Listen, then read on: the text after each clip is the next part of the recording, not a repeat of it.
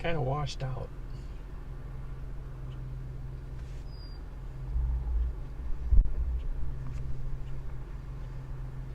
It's kind of washed out.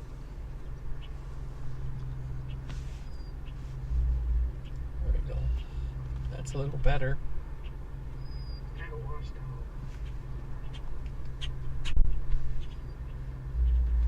There we go. That's a little better. Kind of washed out. That's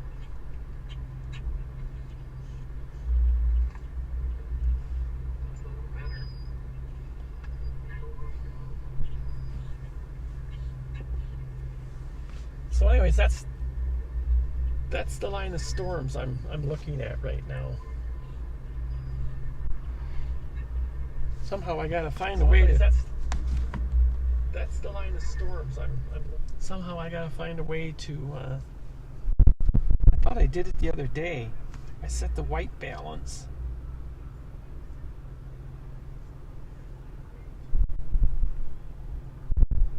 Oh, now it's gonna work. Manual. Okay. Let's see what happens here.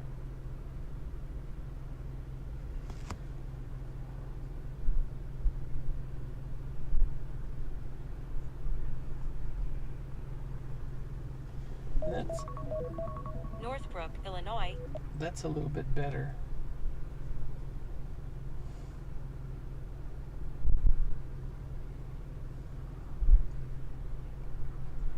Let's see if I can. See, it's on auto exposure, but I want to bring it down a little bit. So, let's see if this makes a difference. This just washes it out even more.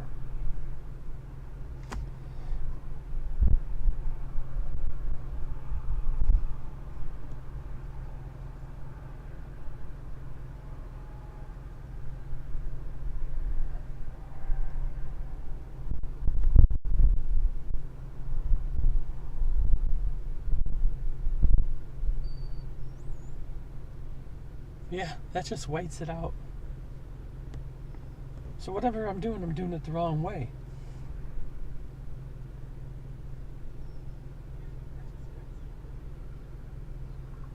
Let's see if we can get things a little better here.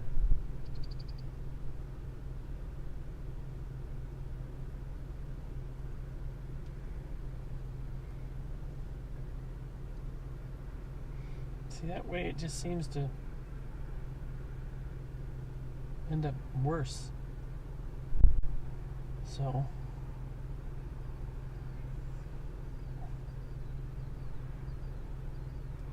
see what happens when we bring this number down.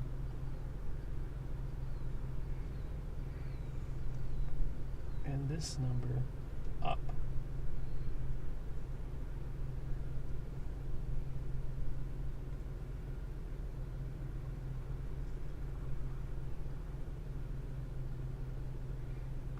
Let's see what happens when we move this number.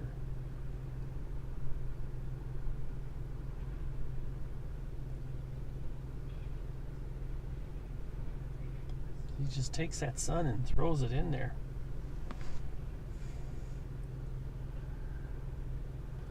So if I bring it down,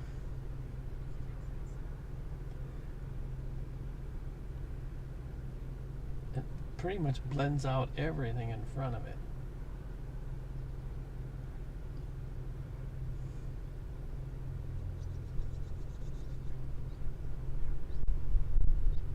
And that just makes it worse.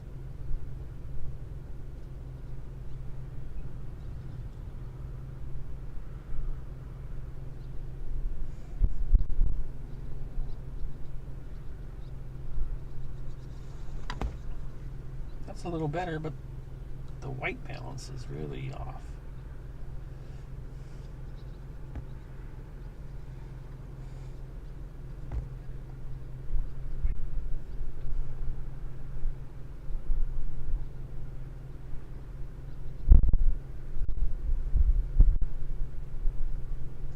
See if this makes a difference. There, it's better.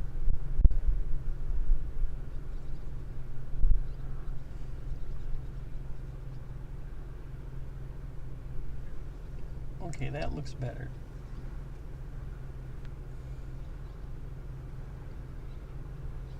You can see the storms starting to develop way off on the horizon.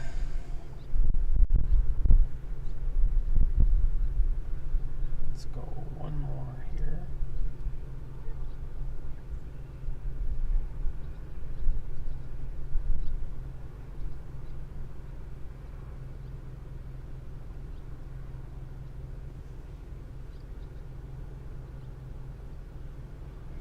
That's a little too blue.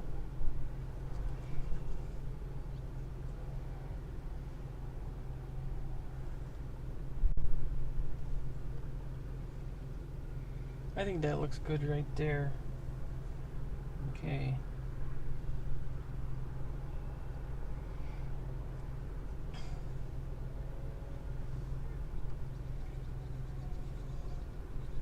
So let's see what else, other settings we can change.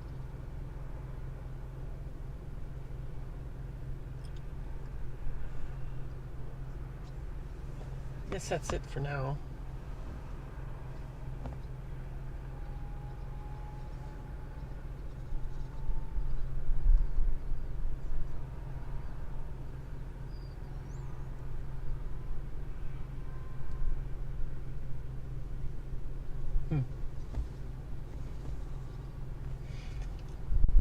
So I need to work on it a little more, obviously.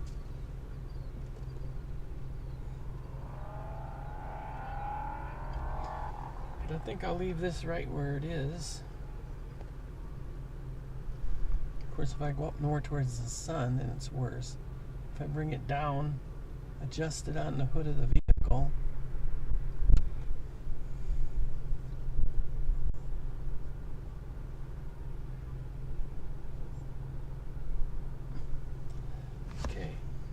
let me check the radar again.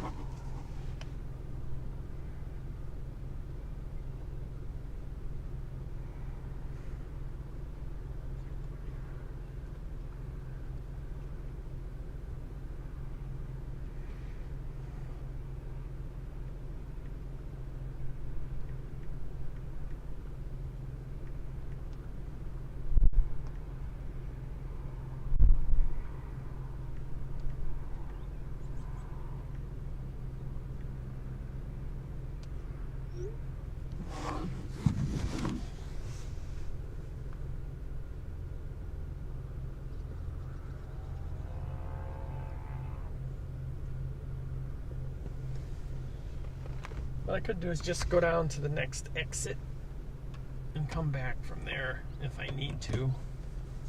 Because like I said, these storms are going to move at me. It's not like I'm trying to catch up to them. So I think I'll do that. I think I'll head over to the next exit.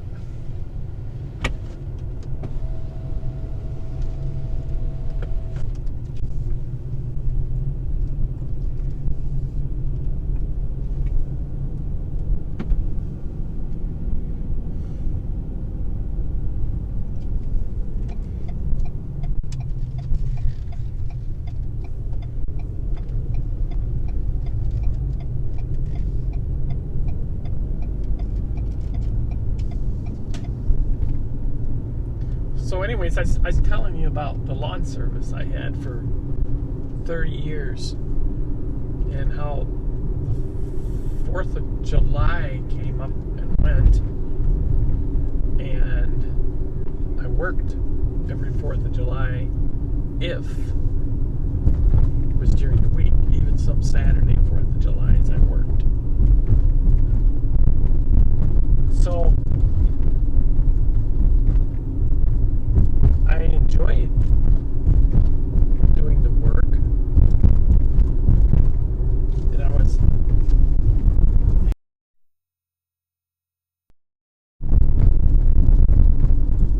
And also the fact that didn't do it, I'm moving my camera just a little bit there. If I didn't do it, I had it to do the next day. So even though you had the day off, you still had to do the work. Just had to push it to the next day and then play catch up the entire time. The only problem with that is, say you took the 4th off because it's a holiday. Well, what if it rained the next day? Then you're 2 days behind. And depending on what day of the week it is, 4th of July is on a Monday, you could, start out on Wednesday and work 15, 16 hours a day. Days are long enough to cover the time to get it done. But if the 4th of July was on a Wednesday and it rained on Thursday, 2 days of work on a Friday, and then you're back working on Saturday again. So you might as well just go out there and get it done. You don't have to worry about working on the weekend.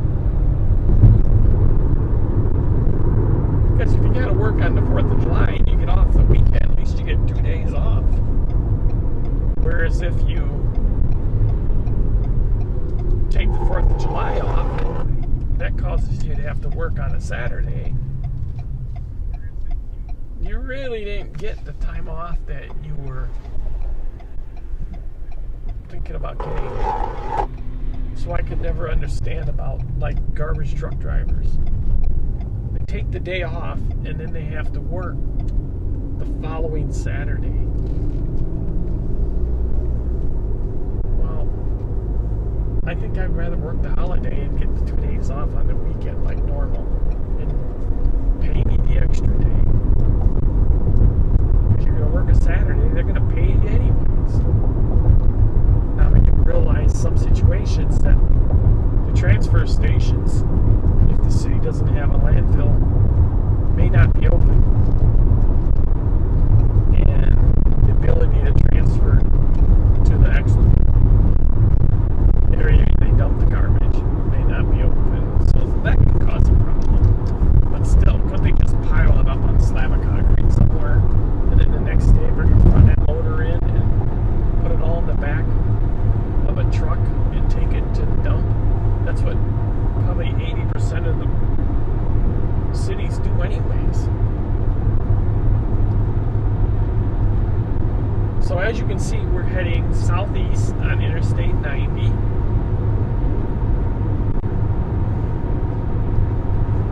Looks a little darker to the north and to the west. But like I said, I don't think that's where the storms are going to be today. They look impressive as far as the color of the darkness. But I don't think that's where the storms are going to come from. Right now I'm heading southwest, and let me turn over there a little. And if you look over there, you can see clouds are darker. Like I said, there's so many trees in here that it's hard to see anything.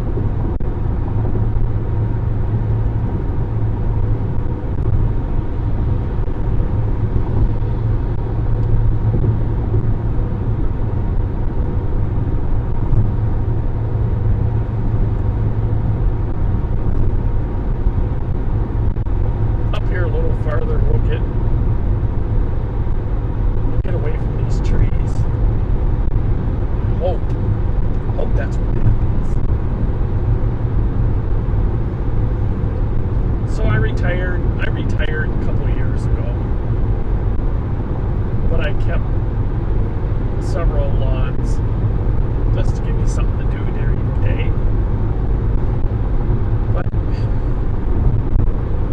like I've told people, sitting on the mower and cutting the grass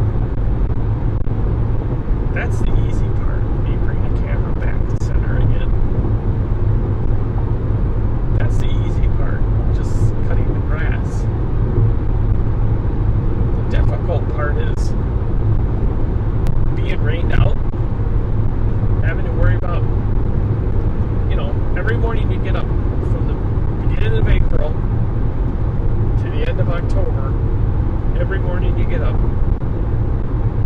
first thing you do is you check the weather, check the radar, see if it's going to rain, see if there's a possibility of rain, how much can you get done before it rains, and then you throw in making sure your machine is operating correctly, hope you don't have any breakdowns. And I've seen people, a lot of people say, well, you get a new machine, you won't have any breakdowns. That's true to a point, but sometimes new machines have their problems. Fortunately, the machine I used, I never had a problem the first 3-4 years. And I put, the machine right now, I still have it. I think it's got 3,200 hours on it. So, you get to that point and it's like, well, if I keep working, I have to go buy a new machine. Well, the new machine is $25,000. The machine I use. And to go to a cheaper machine,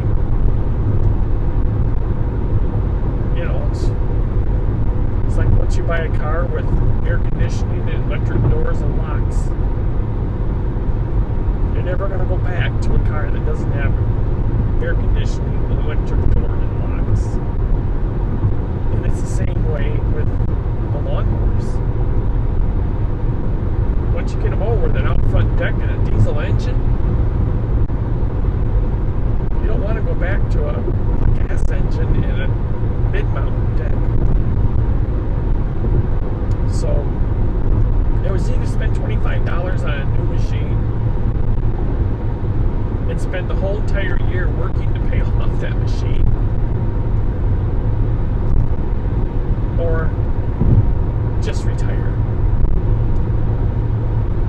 So that's what I did. So I retired and I'm now enjoying my summers instead of worrying about rain and breakdowns. So that's where I'm at. That's why I'm storm chasing now. Always something I wanted to do. See, there's some clouds to the north up there. They're getting dark. But that's not where our storms are going to come from. That may develop into something. But that's not where I'm heading. So,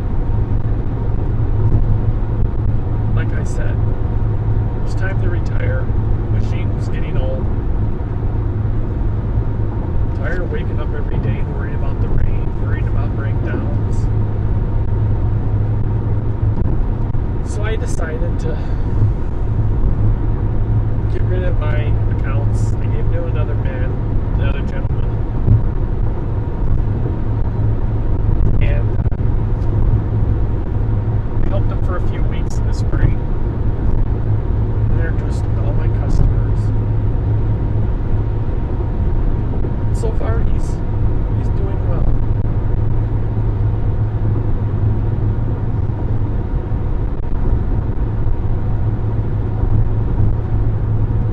I like this cloud right up in front of me here. I can see it's actually growing, which means they're starting to get some lift down.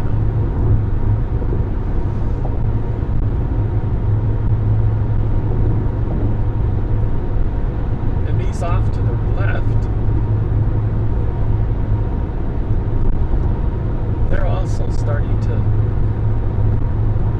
get convection and starting to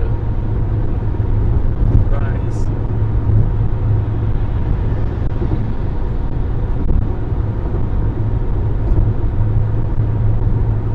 The real target is on the other side of these. I don't know if I can get the camera.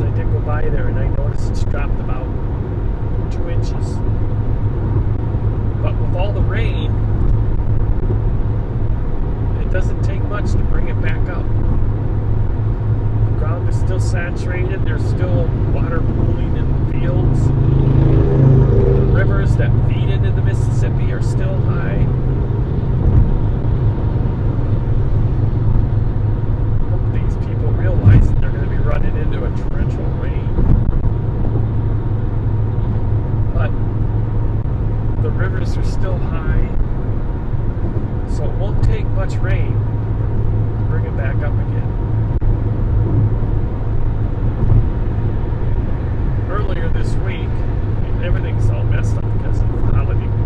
But earlier this week, I think it was Monday or Tuesday, maybe even yesterday. No, I think it was Monday or Tuesday.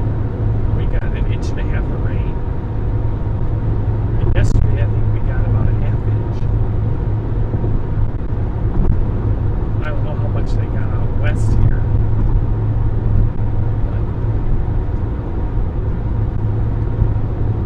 Normally we don't get that much rain. A lot of times the storms will start out in, say, Omaha area, up through pure South Dakota, and they'll work their way east. And by the time they get to Rochester, they start falling apart. And then by the time they get to Winona, there's not much left of them. It's the pattern. It's really strange. A lot of people say, well, it's the river valley and different terrain. But, you know, if a thunderstorm is 30,000 feet, it's moving along. I don't think a 600-foot drop into a valley is going to change the dynamics of the storm enough to cause it to evaporate. But I could be wrong. I think the real problem, why this is happening, is right up ahead of me. They're putting, I have never counted them, but there's probably 100 windmills sitting out here. And I think these windmills disrupt the airflows enough to cause the weather to change east of here. Well, you know, I could be wrong, but prove me wrong. I want to see hard data that shows that these windmills don't make a difference.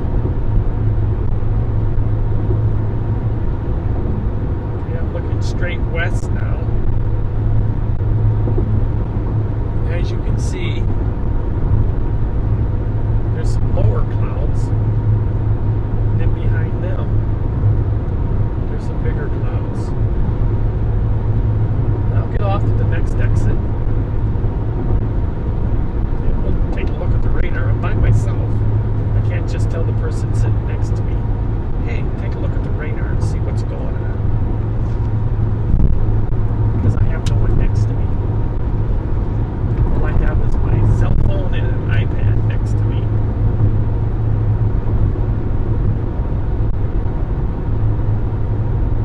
So, I know some storm chasers we're heading down into Iowa to meet up with the storms. So we'll see how they do.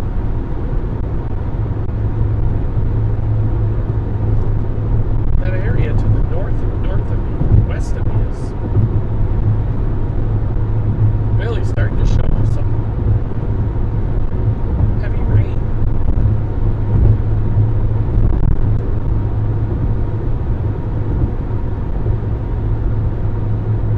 Like I said, when I get off at this next exit,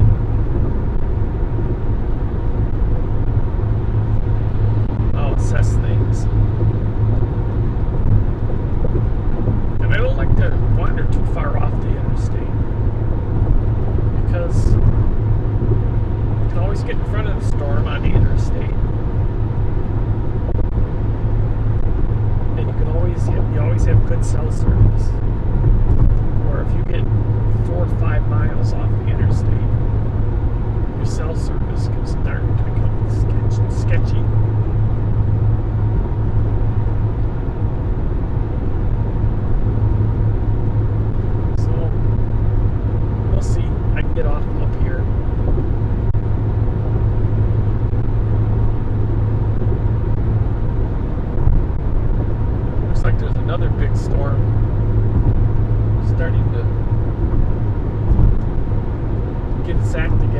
south.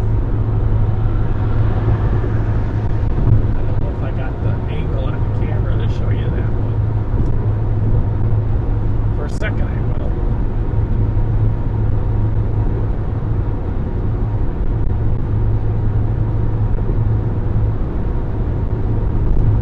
I've been going southeast for the last 10 minutes or longer. So the road's going to turn a little bit more westerly here.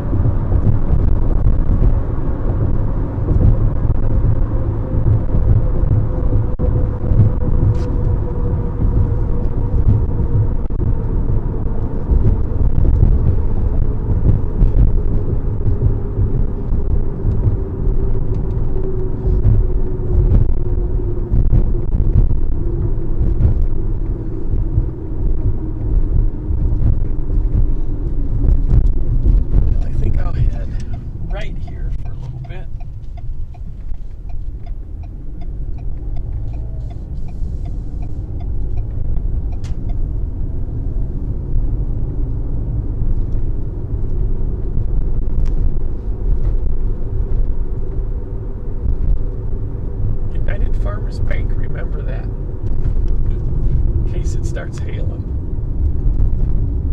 I always say, keep an eye on where the gas stations are, but most importantly, the banks, because people will go right by a bank looking for hail cover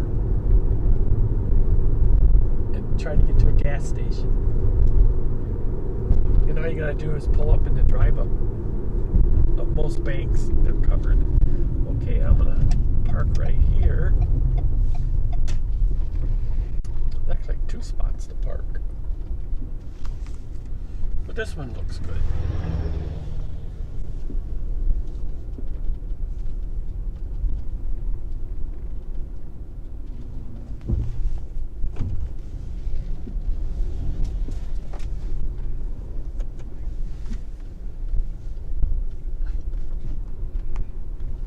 And I can see the storm already we're going to be concerned about. I'm going to try to park on the other side of this approach here to this field. So give me a minute here.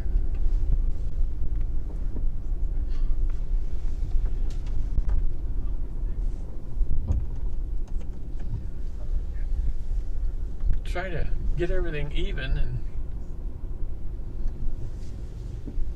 level without pointing too far up in the air.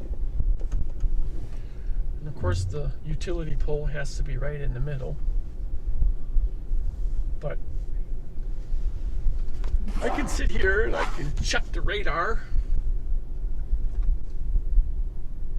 and shut the vehicle off for a minute.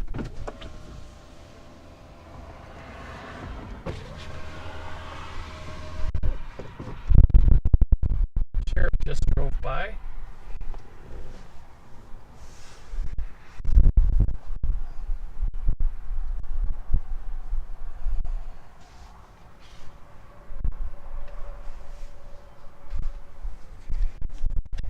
Because I think that's our storm coming.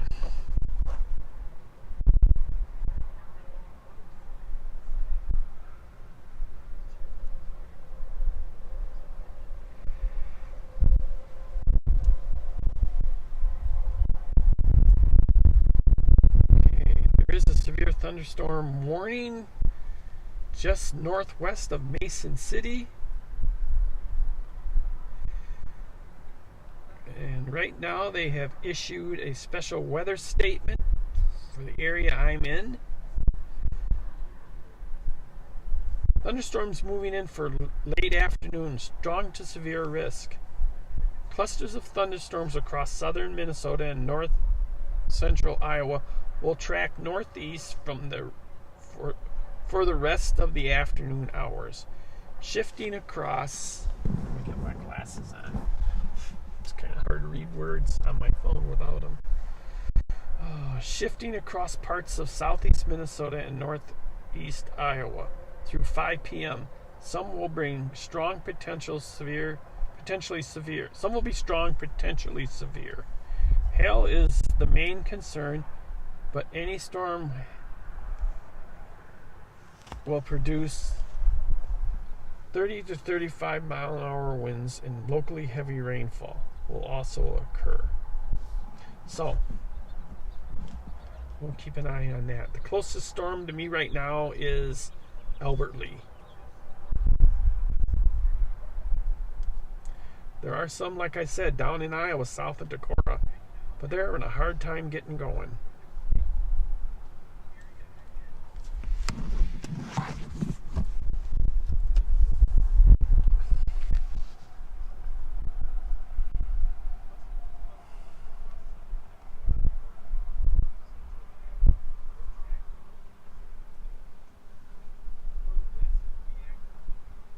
But like I said, right here, if I want to, I can jump right back up on the interstate and head east.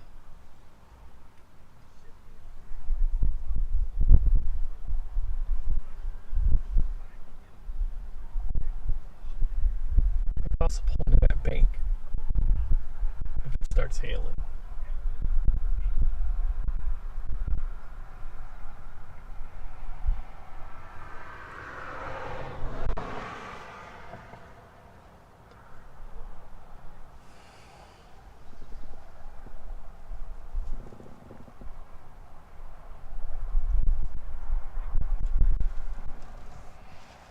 See if I can move this down. Every once in a while I have to move the camera because it seems like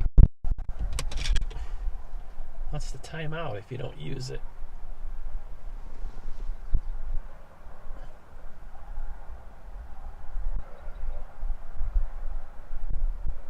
Like right now. For some reason the gimbal decides to lock itself and then it doesn't work.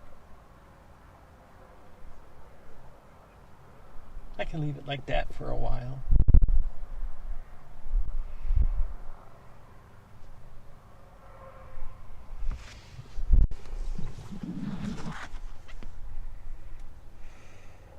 Once again, this is the WeatherMonkey.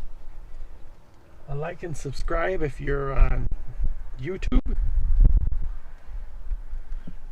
The more people who like it, push the algorithm. It pushes it out to more people. And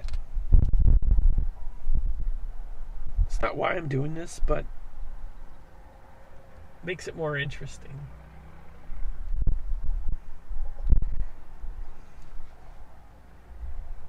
So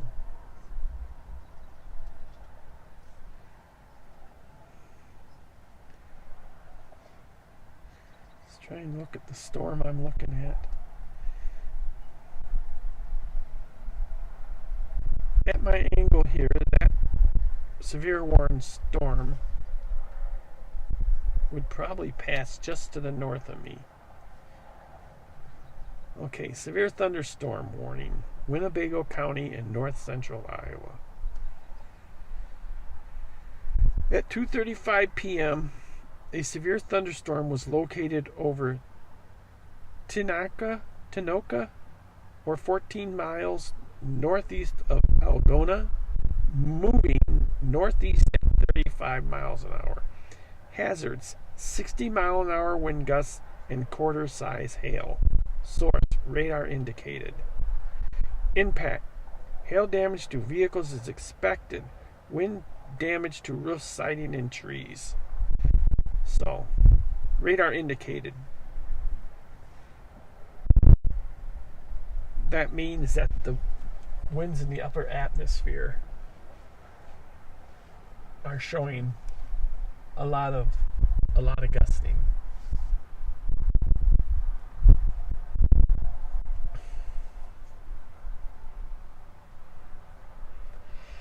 And I'll be able, unless they put the brakes on some of these windmills, I'll be the first one to see the wind shift.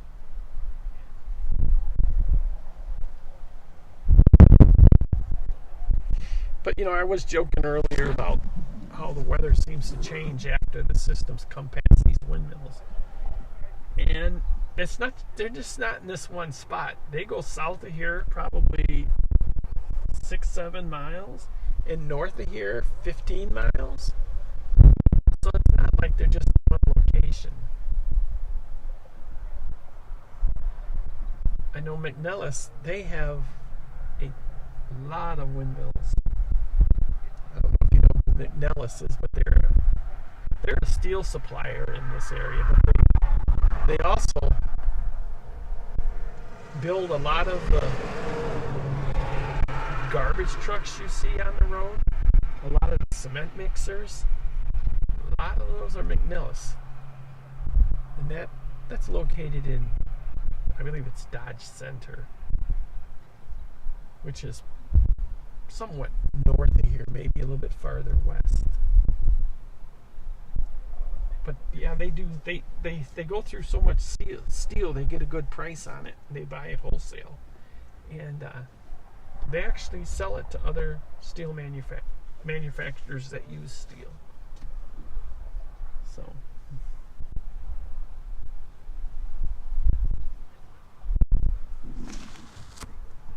So the windmills down here are for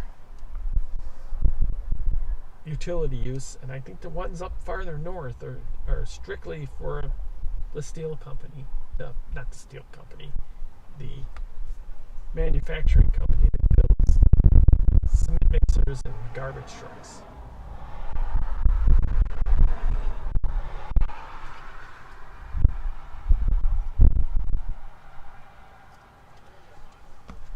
So once again, I can't say this enough. I gotta keep reminding myself.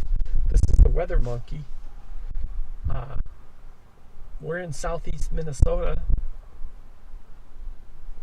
kind of western side of southeast Minnesota. I'm west of Rochester, about 15-20 miles between Rochester and Austin. And I'm just sitting here waiting for this storm to come to us. There's no reason to run into the storm and then have to turn around and run out of it. So I can see on the horizon over there, I can see rain coming out of the sky. So it's starting to percolate.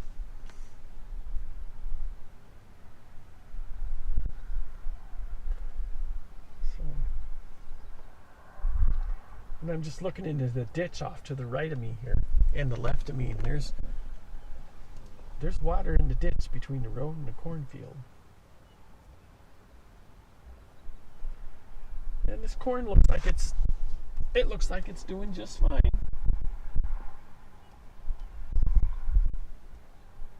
The old saying is knee high by the 4th of July on the corn. And it's knee high. So it's doing well. I can see it here. I have push button start in this vehicle, and you can't just turn the key and put on accessory. You know how you put the key in, you turn it a little bit, it says accessory, and then you turn a little bit more, and it starts the car. Then it comes back to a neutral point. Well, with the push button starts, you don't have that neutral point. So you gotta leave it on accessory, which means you've got your air on and all that. You need to turn it off. And it'll run good for about 25 minutes. And then there's a sensor in there that's, oh gee, been running it, not running, but you've had the accessories on long enough, and you're gonna drain your battery. So that shuts it off automatically. So what you got to do is you got to make a mental note, and about the time it gets ready to shut off, start the vehicle up and let it run for 2-3 minutes, and then shut it off again. And that keeps your battery charged, of course, so you don't have a problem. But the fact that you have to do it, even though your battery probably isn't draining down that much, but you know, I've got my phone plugged in, I've got my iPad plugged in, I've got the camera plugged in, so I probably am drawing a little bit of, you know, electricity. And also, I have my infotainment system on, so that can also make a difference. Well, I've been here for a while, so I'm going to start it up for a minute and let it run.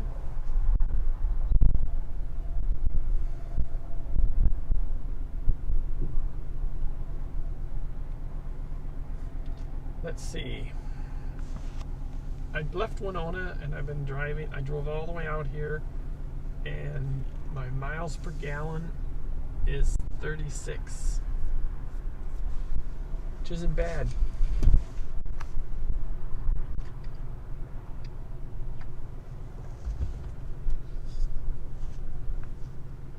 So I'll let the engine run for a couple minutes and then shut it off. I changed the oil. When was it? Today's 4th. Was it yesterday? Was it? Yes. I changed the oil yesterday. And I had about 3,000 miles on it at the most. But I like changing the oil frequently. Anybody that takes a 10,000 mile oil, synthetic oil, and runs it 10,000 miles because that's what the manufacturer says, well, I wouldn't do it. Even though you got a great filter, that oil gets dirty, it gets contaminated, it gets oxygen molecules in it. And when that happens, that oil will break down. So you probably all want to know what type of oil I'm using. Well, I was using Pennzoil Ultimate, made from natural gas. But Valvoline come out with a new oil. It's called Restore and Protect. And that oil will actually clean the carbon off your pistons and the rings. So you don't get any sticky rings, you don't get any buildup on them. And it doesn't do it all at once. Because what would happen if that happened? If you did that, your oil filter would plug up and you'd be in worse shape. So they put just enough of the ingredient, the additive, into the oil, so over time it takes it out.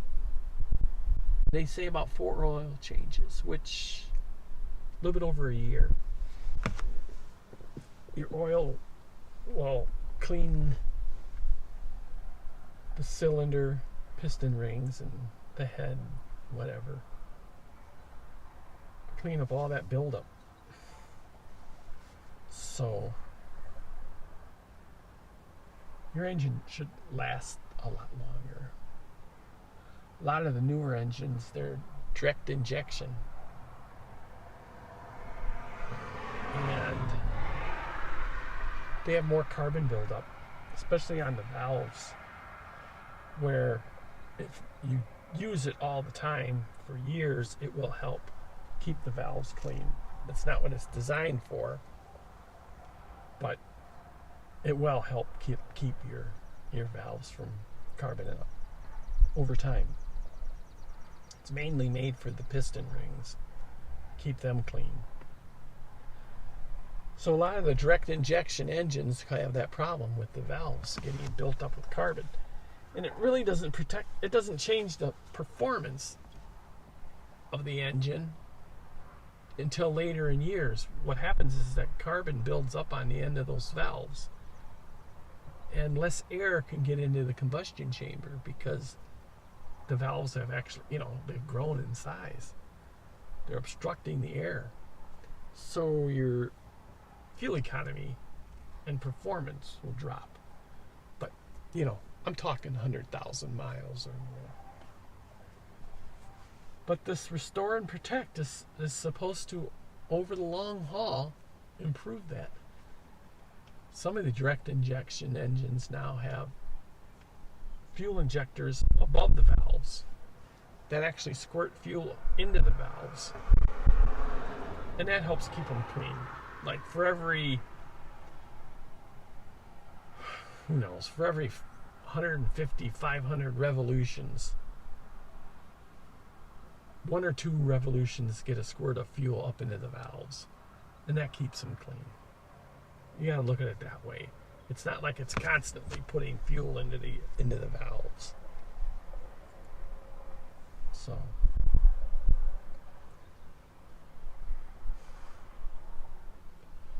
everything looks pretty much the same. Doesn't seem like much has changed, but it is changing. We'll see how that severe thunderstorm warning's going down in Mason City area. Okay, it looks like they've... I gotta find my reading glasses. I don't know what I did with them. Well, anyways, I can look. Here they are.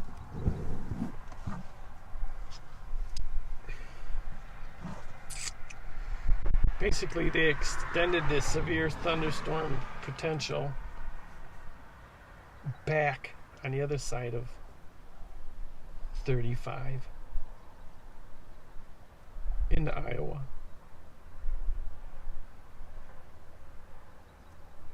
But those storms are still heading this way.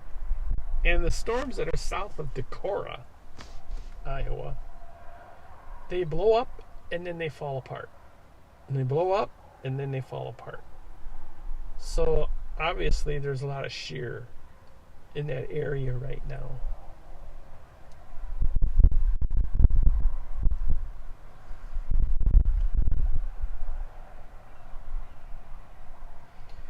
There really aren't any discrete cells.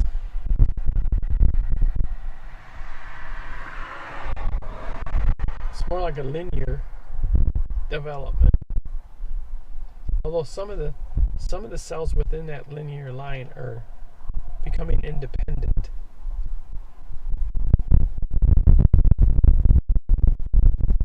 So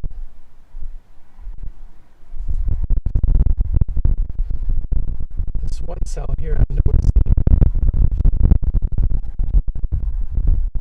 Try to get a location on it.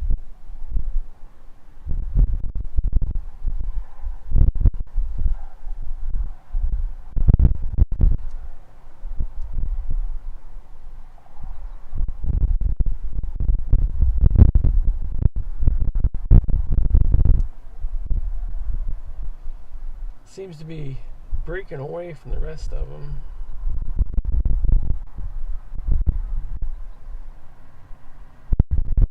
And it's south of... It's south between Fairmont and Blue Earth south.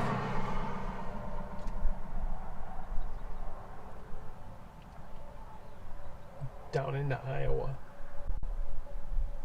Bencraft, is that what I'm seeing here? I can't see because it's got the overlay on it.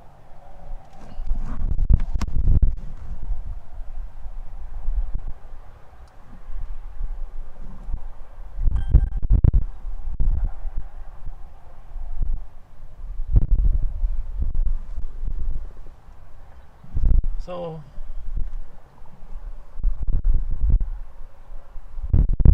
turn things around here. So it looks like if I don't keep my camera in action, it seems to want to time out. I noticed that the other day. So hopefully I can just continue by adjusting the camera every now and then. But I don't know if you heard me or not, but between Blue Earth and Fairmont, okay, if you drew an upside down triangle just north of Bancroft, is it? There's a storm that is kind of split away from the rest and is kind of on its own out there. So we'll keep an eye on that one.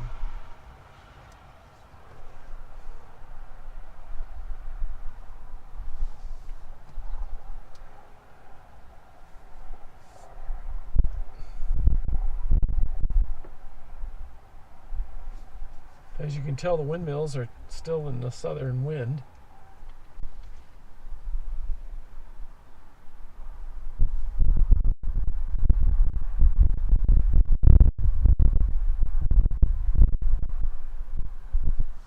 There's one windmill out there. I don't know if it's the angle. Yeah, it's the angle. I was going to say it looks like it's missing a blade, but it's just the angle that it's at. If you look on the left side of the utility pole,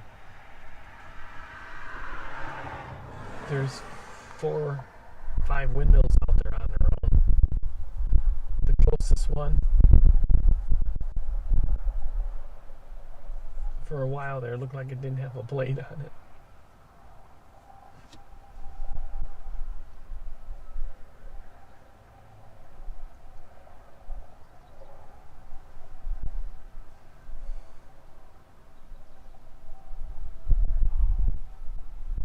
Did I say telephone pole? I don't know why I say that. They're not telephone poles anymore. They're utility poles.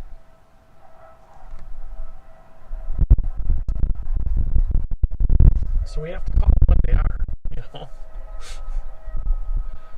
Very seldom you see telephone wires on these poles anymore. Most of the time the telephone wires are buried, unless you're in a city or near one. And a lot of them are fiber optic now. You may have a town that has utility poles with wire on it, but when it leaves the town, it goes through a junction, and normally it's buried, and a lot of it's gone fiber optic. Not much copper wire from a house to out of a town.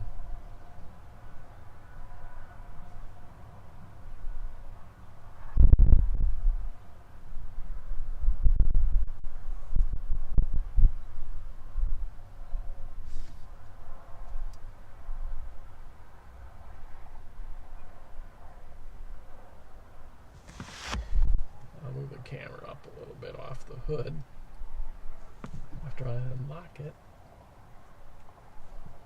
I mean, I like this camera because I can rotate it, but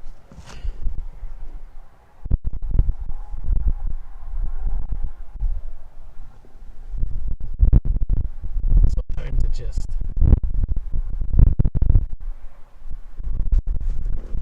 I don't know what it's doing now. Let me mess with it for a minute. Because whatever it was supposed to be doing, it's not anymore.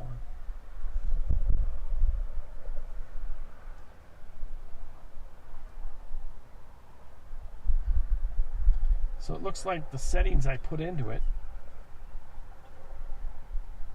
are no longer on it. So I'll have to do it again.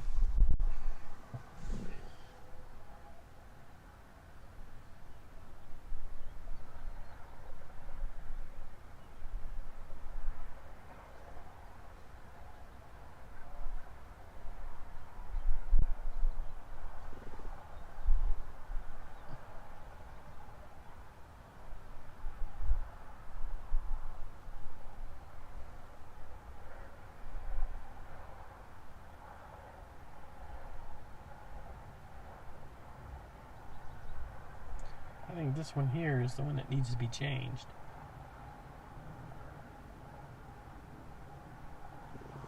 There.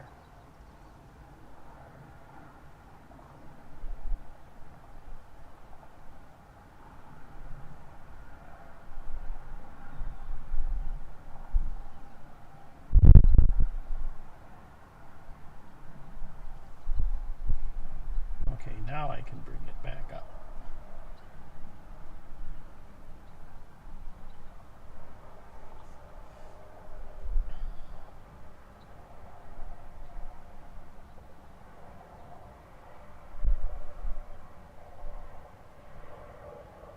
So I have to remember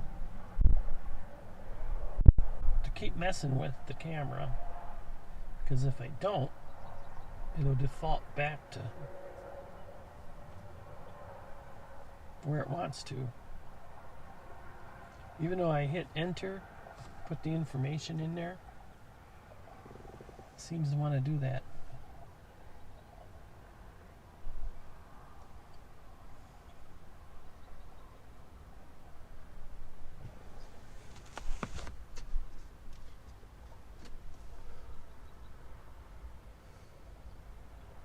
So as you can see,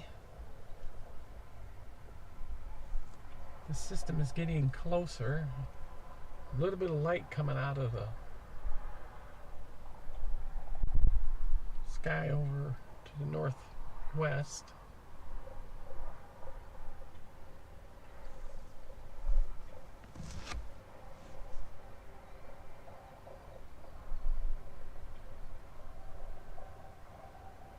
So we'll go back over here.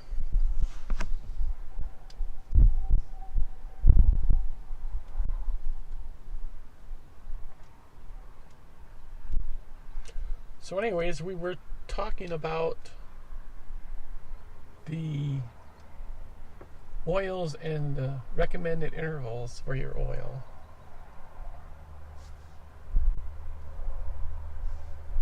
And there's a big tug of war between the manufacturer's specs and what your mechanic specs are. And a lot of the manufacturers know that if you change your oil every 10,000 miles, after 60,000 miles, that engine isn't going to be as strong as it was because of the length of the oil changes. But it's also out of warranty. And when they sell you the vehicle, it's a selling point. Oh yeah, you know, this vehicle, great engine, go 10,000 miles between oil changes. Where in reality, if it's turbo, you better change it every 5,000 miles. And the reason for that is, with a turbo engine, that turbo is spinning. And if that turbo bearing gets dry or gets dirt in it, and that turbo is spinning and it comes apart, you're looking at a new engine. So, if you got a car with a turbo in it, you need to change it every 5,000 miles. And if you're towing something or you're stop and go traffic constantly, you better change it every 4,000. Even though the oil says, 10,000 mile intervals.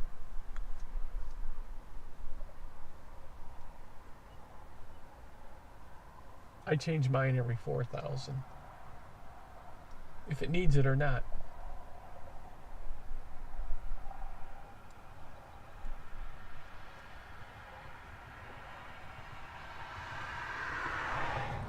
And there was some interesting information on oil filters recently also. You go out and buy an oil filter and it says 20,000 mile interval oil changes. 100% synthetic media. In other words, the filtering. Well, there's some tests that have been done that show that maybe you don't want that 20,000 mile filter, because particulates, the oil, can't get through it fast enough. So you're basically, possibly, starving your engine of oil because it can't get through the filter.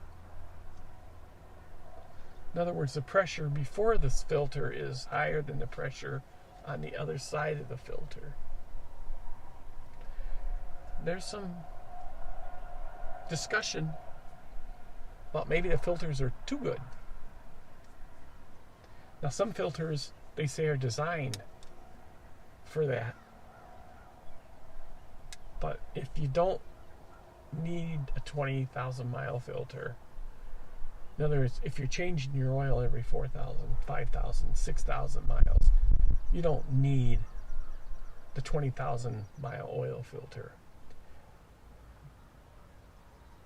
The 10,000, 8,000 mile filter will do just fine. So, plus they're half the price. Like when I changed the oil on this Bronco, I had about 3,000 miles on it. And I put the Ford oil filter on it. I believe it's the 910S. And what I like about that filter versus all the other filters, it has the bypass valve where you thread the filter on, not up in the, I want to call it the top of the filter. Most of them have the bypass valve in the top. In other words, as far away from the threads as it can be. And what happens then is, if your filter plugs, in other words, the media is covered and can't get any more oil through it, the oil will go up over the top, and that pressure setting there will force it open. The oil will come back through uncleaned. The only problem is it's passing over that media that is all plugged up already. So is it pulling dirt off of that media as it comes up and goes through? I think it would. Where with the Ford 910S and a lot of their other filters, the bypass valve is at the base where you thread it, so that oil doesn't have a chance to get up into the filter. It just goes right into the bottom of the filter, through and back out again, which I think is a better setup. But it costs a little more to do it that way.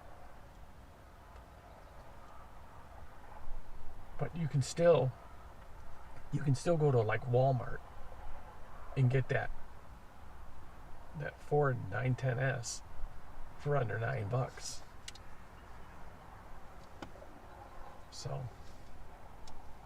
So anyways, I did change the oil and I did put the new filter on. It was under $40.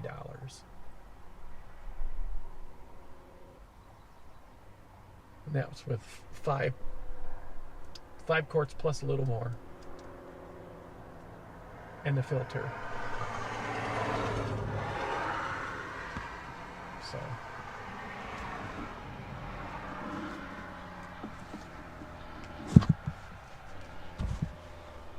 well, I should probably start the car up again. Move my camera a little. Let it know I'm still here. As you can see, things are getting a little darker.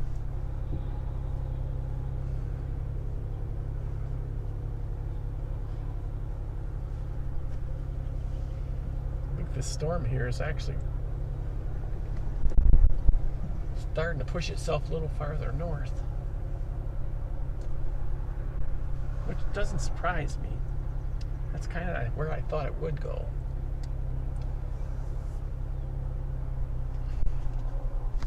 So,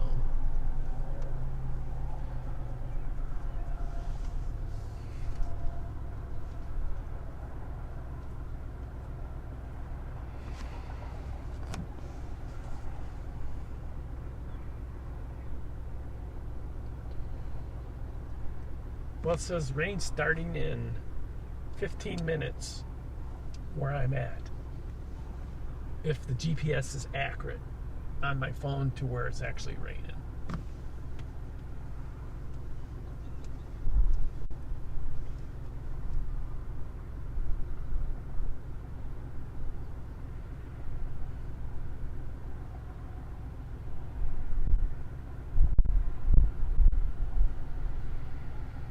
Okay, let me go back to the radar here.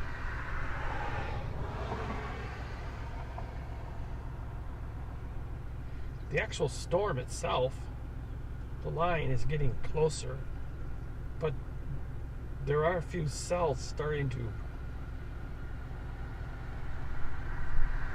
break away from the rest of the storms. And what you have to watch for those is see if they start spinning. Now, if there is any type of cyclonic action, it'll probably be hidden in rain, so you wouldn't necessarily see like a mesocyclone. So what you gotta look for is a wall cloud starting to develop, and there is a wall cloud starting to develop. So we'll see what happens.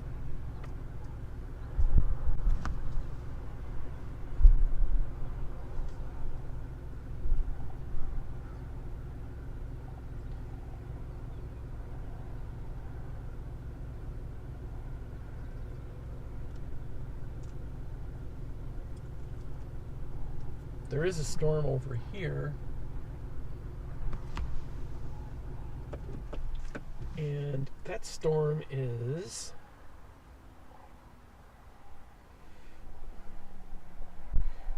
looks like it's over Clark's Grove, or just to the east of Clark's Grove. Looks like just heavy rain.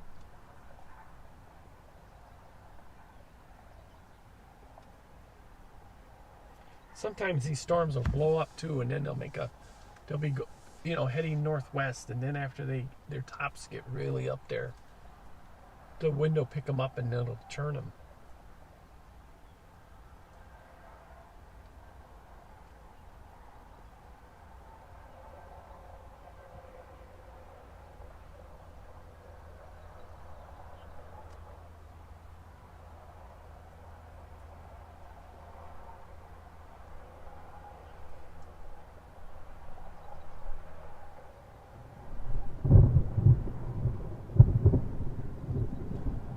And like I said, when you start getting the thunder and lightning, I don't know if I said it in this video or not, but when you start getting a lot of convection, you'll start getting more lightning. So, I'll go to my other app here and I'll tell you how far away that lightning was. Okay.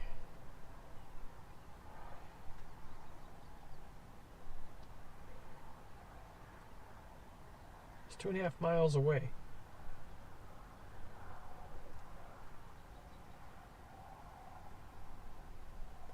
Right off the edge of Interstate 90. About 2.5 miles away. So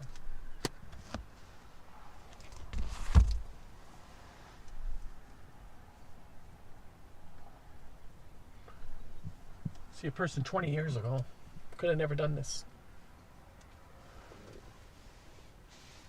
because they have no way of knowing unless they just drove right into the storm.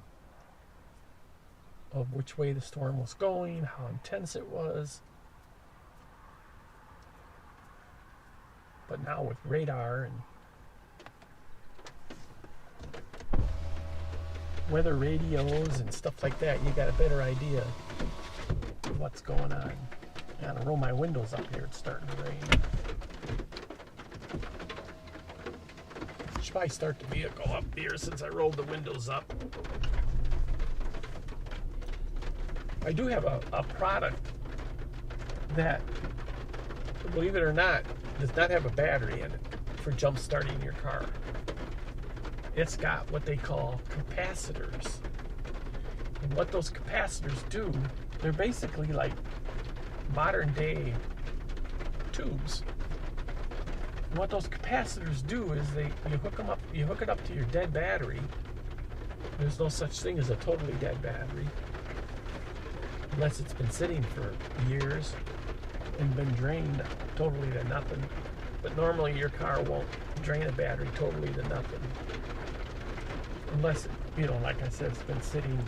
But if you're just in it and you leave it that night and you come back in the morning and it won't start, most of the time there's enough power in that battery to suck out of it and put in these capacitors. And then when it'll tell you when it's ready to jump, basically. So the capacitors will fill up with whatever power is left in that battery, and then it'll tell you it's ready, and then you basically turn your key and it starts your car. Now you couldn't crank on it for 2 minutes, it would run down. But you could crank on it for 10-15 seconds to get it started. So I think I just saw some lightning again.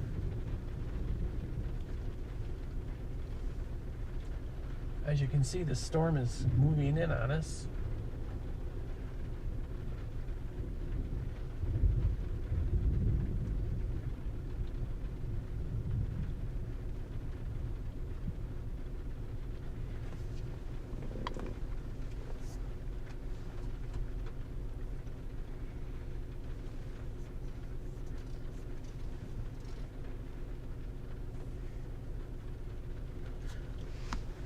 I'll check that radar again.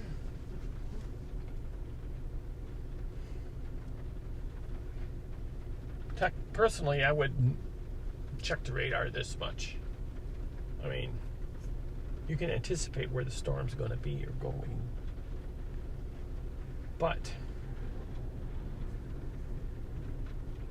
I like the look of my car without ping pong dents in it.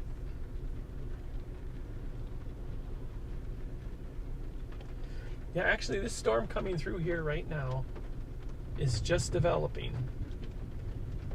There was nothing 10 minutes ago. It's developing right over the top. And what I can probably do is, since it's going the direction it is, I can probably parallel it on the interstate. So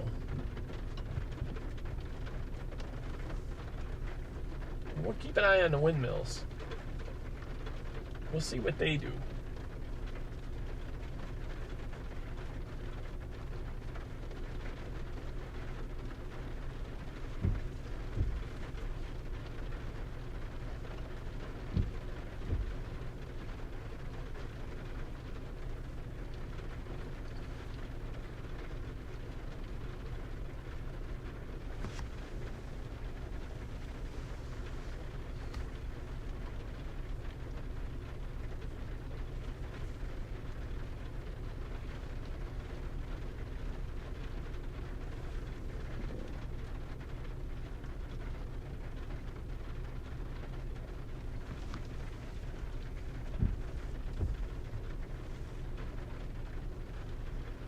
When you see me move the camera a little bit, it's not because I'm really looking for someplace else. It's because I don't want my camera to time out.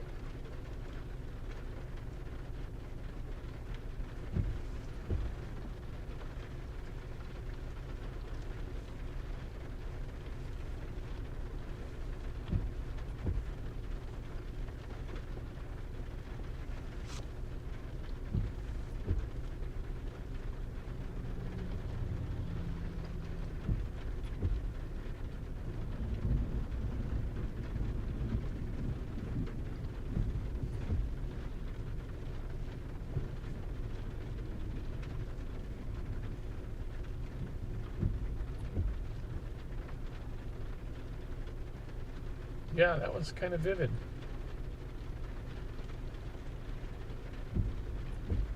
Kind of makes me want to go park in the bank parking lot. It's facing the right direction. The only problem is there's a bunch of trees in front of it.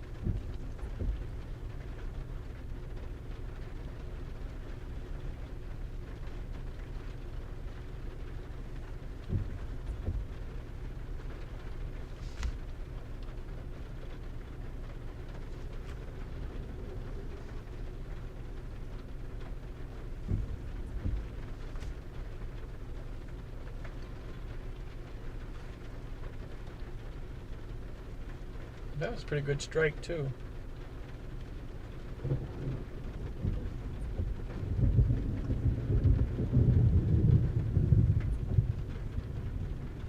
This will give me a good idea.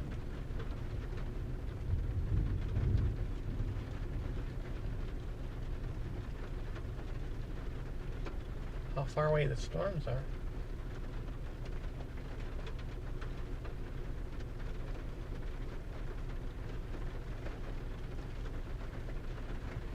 So it took about 20 seconds for that actual live lightning strike to come through YouTube.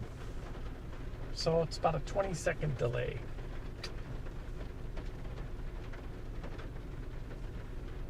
And I can see the rain coming across that field.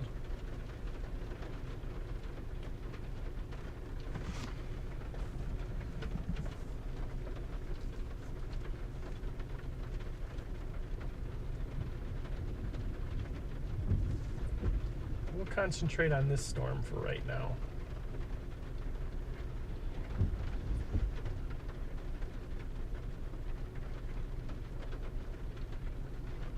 That last bolt of lightning was rather close.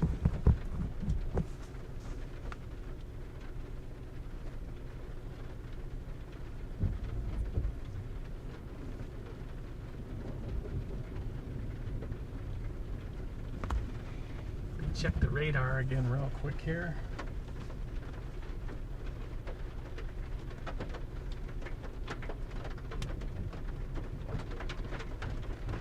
Okay, here comes the heavier rain.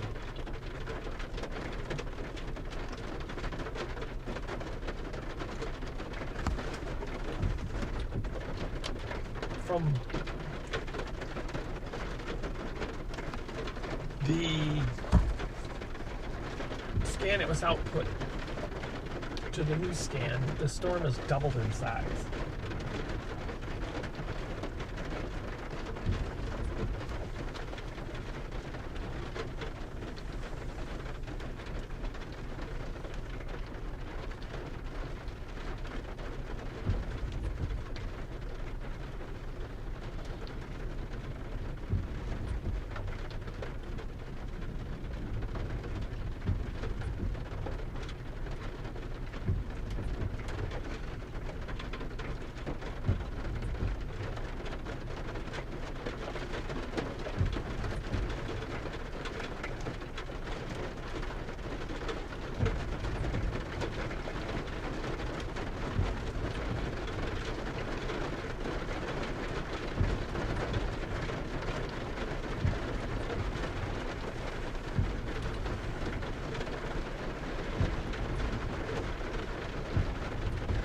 I am located just off Interstate 90, small little town of Dexter, Minnesota. A lot of people that drive through this area are familiar with the windmills that are sitting here.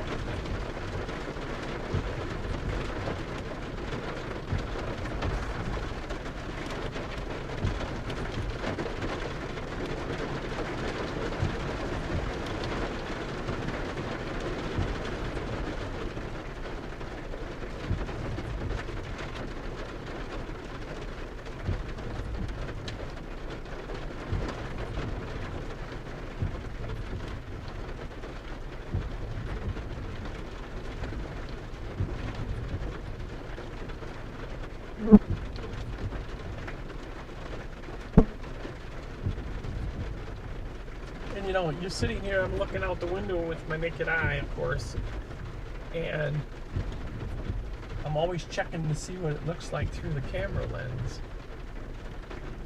And there's things you can see in the camera lens that you cannot see with the naked eye.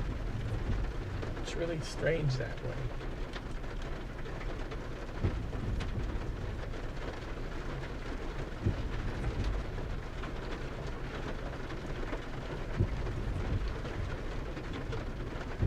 You can just about see where the heavy rain's coming from. And how long till it gets here? Which is going to be about 30 seconds. And then we're just wrapped in rain. I mean, you know, you can't see anything, it's raining so hard. But that's all this is heavy rain. And it's going to rain pretty good for the next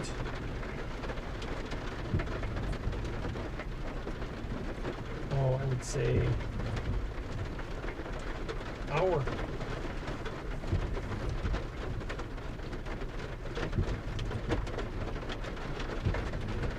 There's heavier storms to the north, west, and there's heavier storms to the southwest.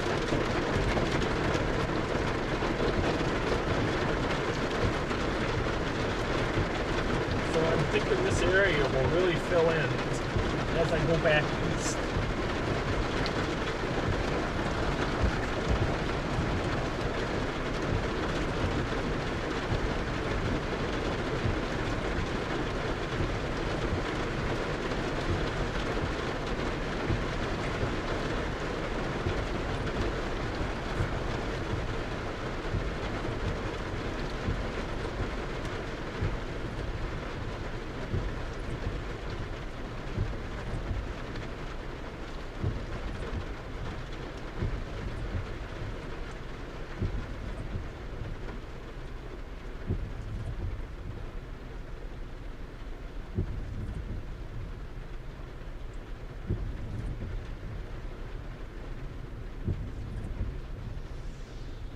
Once again, this is the WeatherMonkey in southeast Minnesota,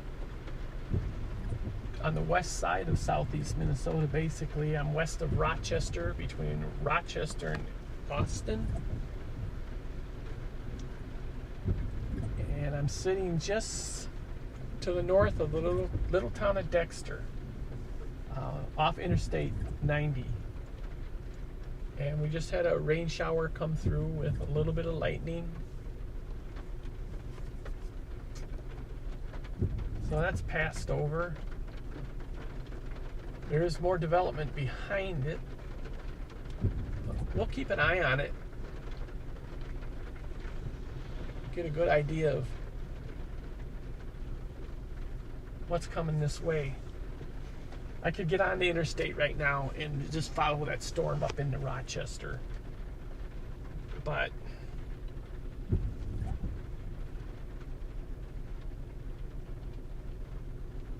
it's not developing that quickly, and there's heavier storms to the west of it. But if things change, I can always catch up to it.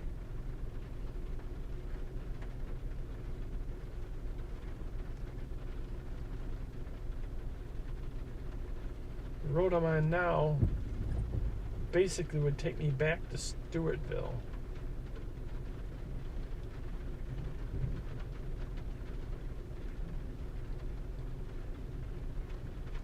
So if there is one that, see, the one I could go straight north on,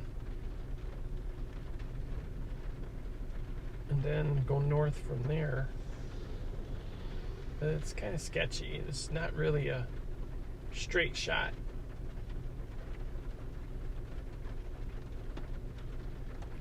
Like going north up to 14 is what I'm thinking.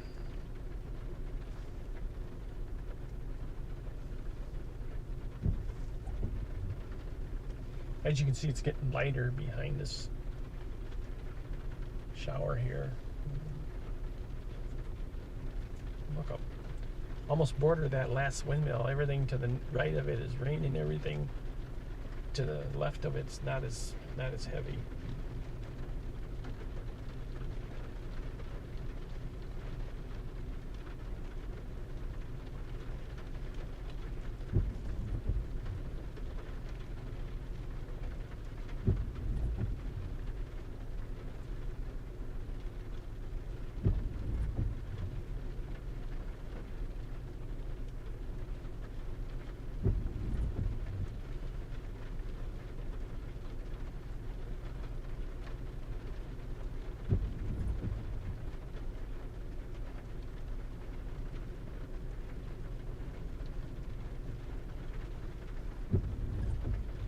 Go up to hayfield.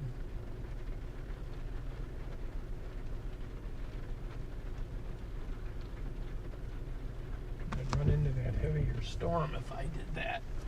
Only problem is, am I going to keep my cell service?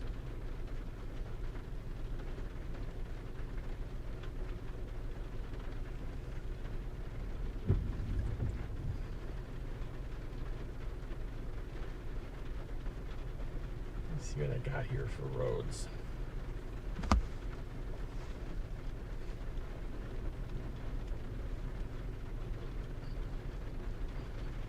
If I tell this to take me to like Casson, we'll see what it says.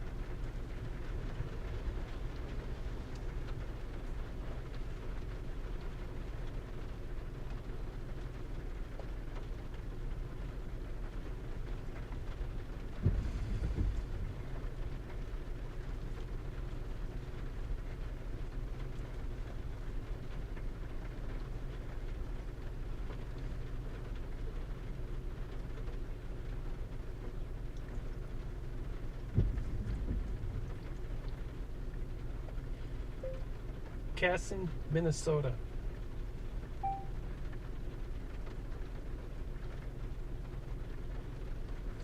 Yeah, I'm having a hard time figuring that one out. Okay. Directions.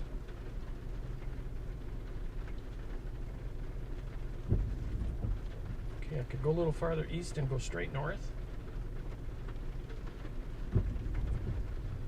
29 minutes, the fastest. Well, we'll let this tell us where we're going.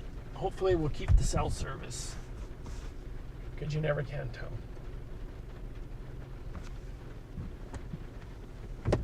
Okay.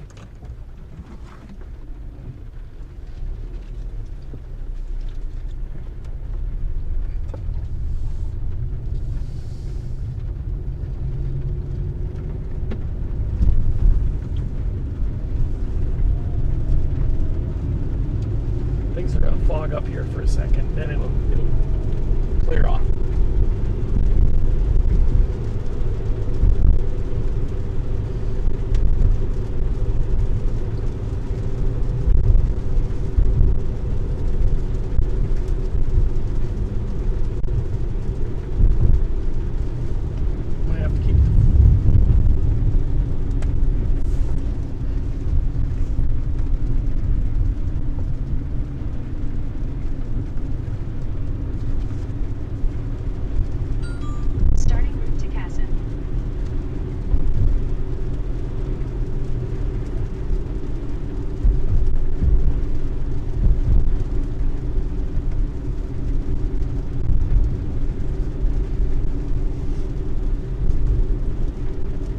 So this is the WeatherMonkey. I'm in southeast Minnesota, the western region of southeast Minnesota. I'm west of Rochester, between Rochester and Austin. I just had a brief shower with some pretty decent lightning in it. Go over. I have noticed a cell developing to the west, and it's moving northwest, so I'm moving northwest also. Right now I'm going through the small town of Dexter. At the next stop sign, turn left.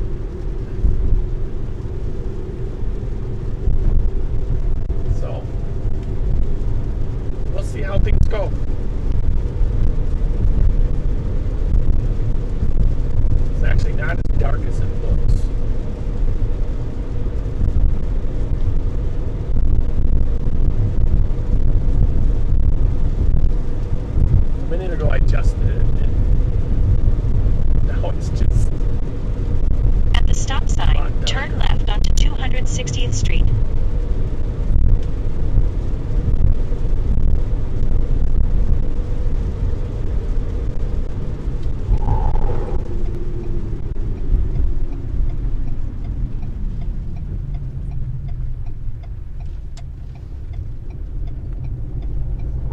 I will stop up here and In 3/4 of a mile, turn right onto 670th Avenue. try to adjust my lighting a little bit.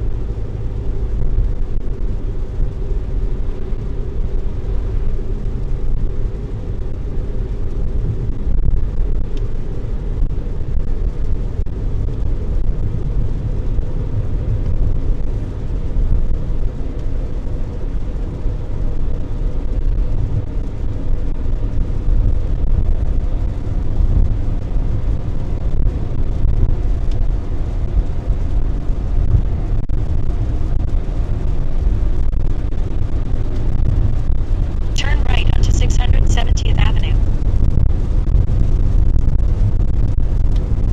Must be what this is. Howard County number 7, Highway 7.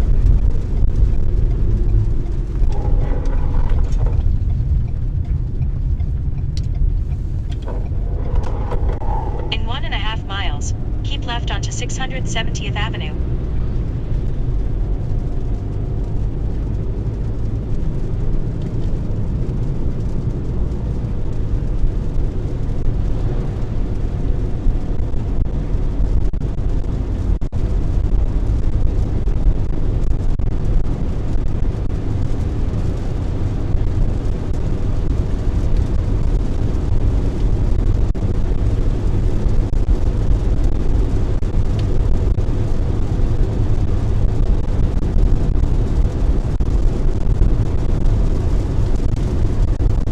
In 1 mile, keep left onto 670th Avenue.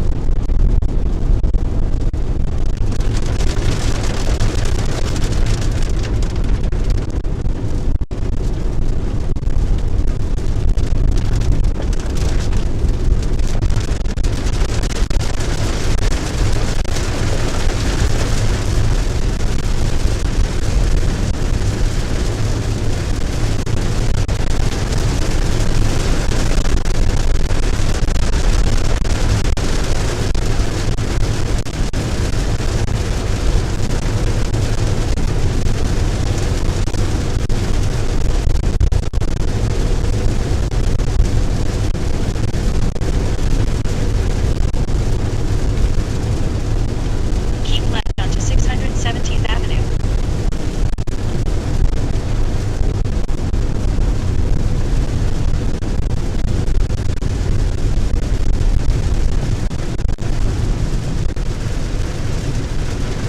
Well done.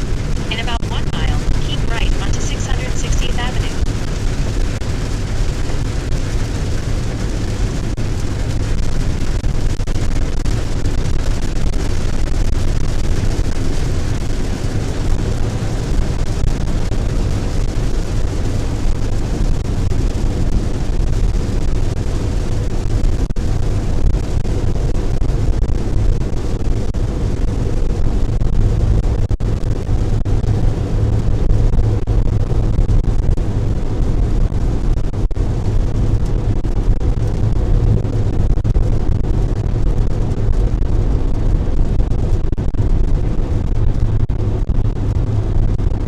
Keep right onto 660th Avenue.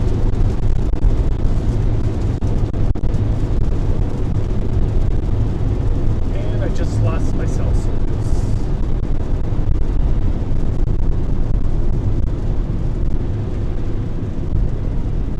In 6 miles, keep left onto 660th Avenue.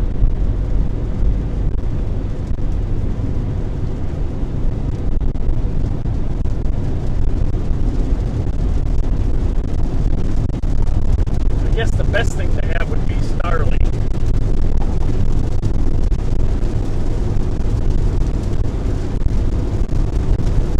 If you have Starlink, you don't run into these spots where there's no service. That'll be next year.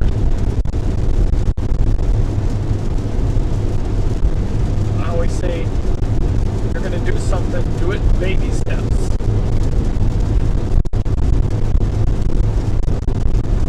We all gotta start somewhere.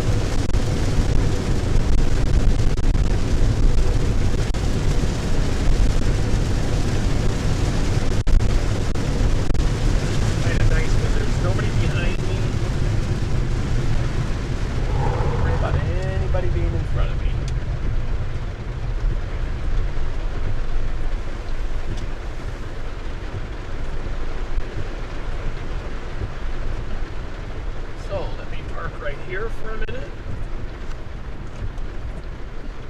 See if we can play around with the exposure a little better.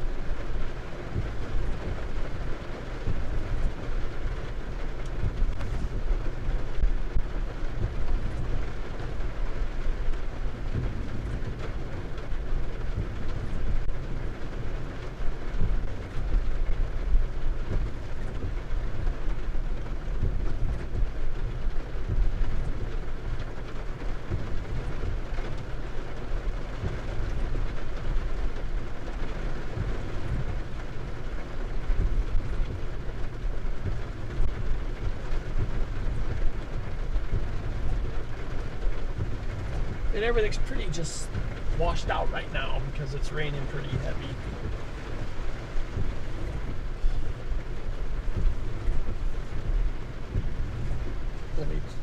I don't know if I can check my radar or not. Because, let me see. Check my map here. Yeah, I can stay on this road all the way up to Castle. So, check my radar. Waiting for the update. The issue is severe thunderstorm warning north of Rochester.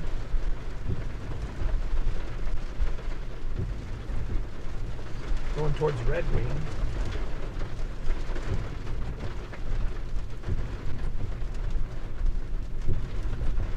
Yeah, I think I'll just continue on up to Castle. I think that's my best bet.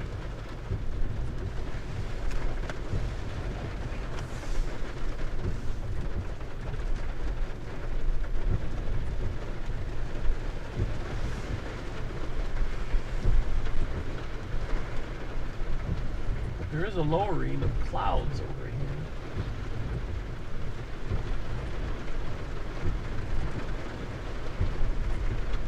But I don't see anything worth getting excited about. There's actually a spot right there I can turn in. At least it looks that way.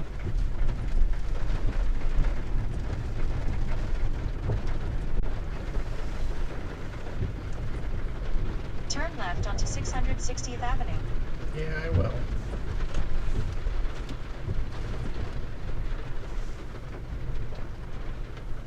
So this kind of looks interesting.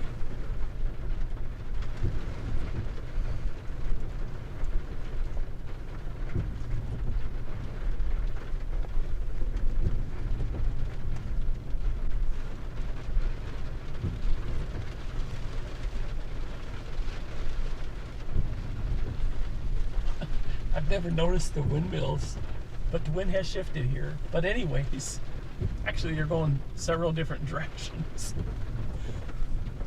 But it's like I can see the rain being flung off of them.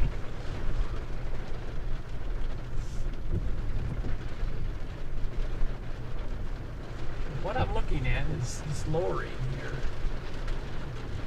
And the wind has definitely shifted.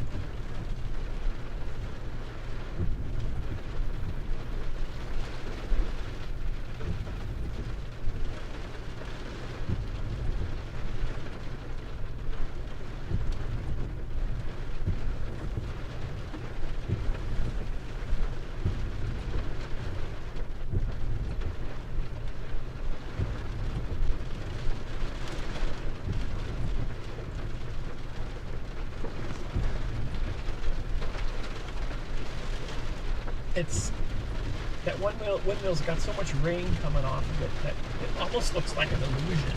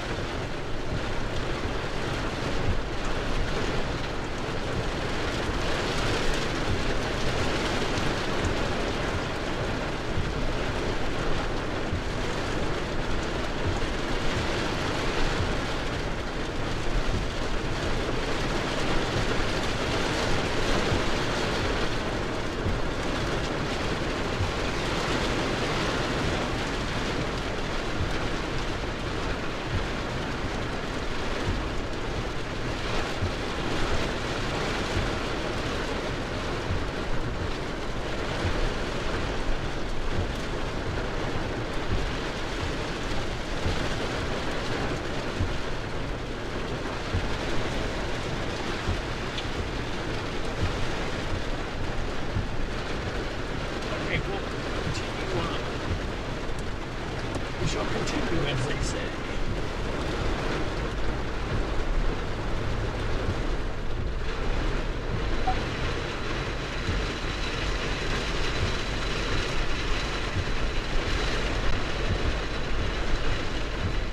Let's see if I can do this to take our boredom away.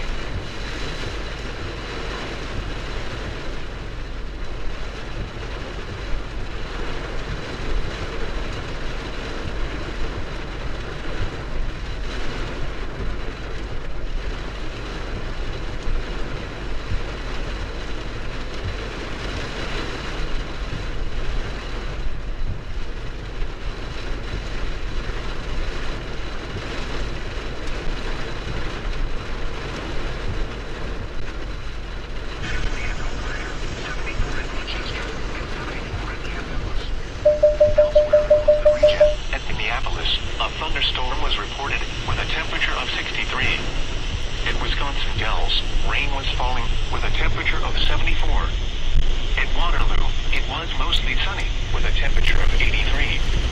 At Moscabel, it was partly sunny with a temperature of 70. In about 4 miles, keep left onto 660th Avenue. 78 at Dubuque and 77 at Mason City. This is a summary of hazardous weather for the La Crosse and Winona listening area. A river flood warning continues for the Kickapoo River and Winona. The river has crested, but remains near or above flood stage. A river flood warning is in effect for the Mississippi River and McGregor. The river will rise to 21.7 feet by 7 a.m. Tuesday. For more information, weather.com/lacrosse. And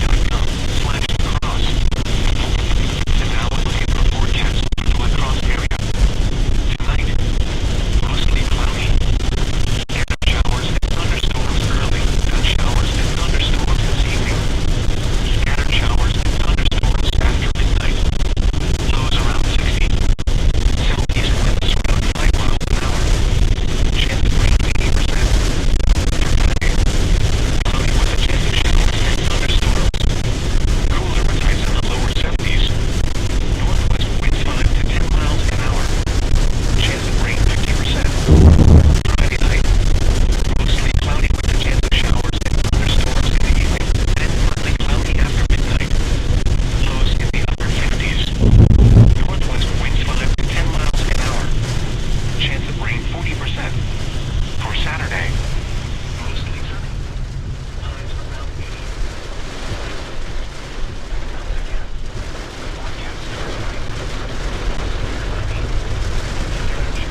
Thunderstorms early, then showers and thunderstorms this evening. Scattered showers and thunderstorms after midnight.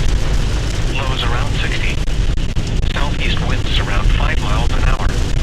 Chance of rain 80%. You're listening to NOAA Weather Radio Station WXJ86 in La Crosse, or Station KJJ9 private building. Broadcasts originate at the National Weather Service Office in La Crosse, Wisconsin. The current time is 4:21 p.m. Central Daylight Time. At 4 p.m. in La Crosse, it was fair. The temperature was 78 degrees, the dew point 62, and the relative humidity 57%.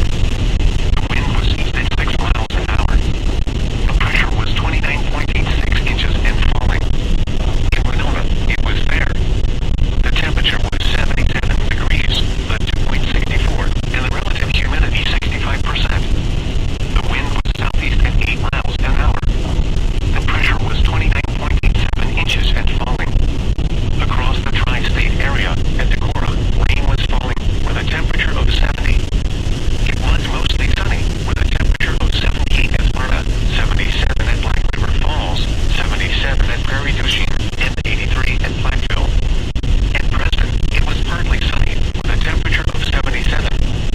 It was cloudy with a temperature of 76 at Viroqua, 70 at Eau Claire, 74 at Rochester, and 74 at Camp Douglas. Elsewhere across the region, at Minneapolis, a thunderstorm was reported with a temperature of 63. At Wisconsin Dells, rain was falling with a temperature of 74.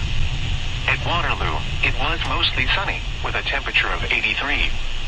At Moscabel, it was partly sunny with a temperature of 74.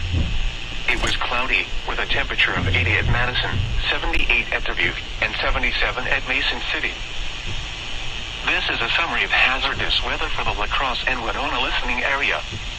A river flood warning continues for the Kickapoo River at Viola.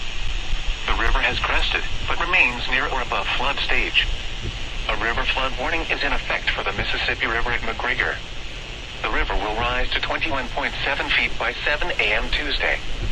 For more information, go to weather.gov/lacrosse.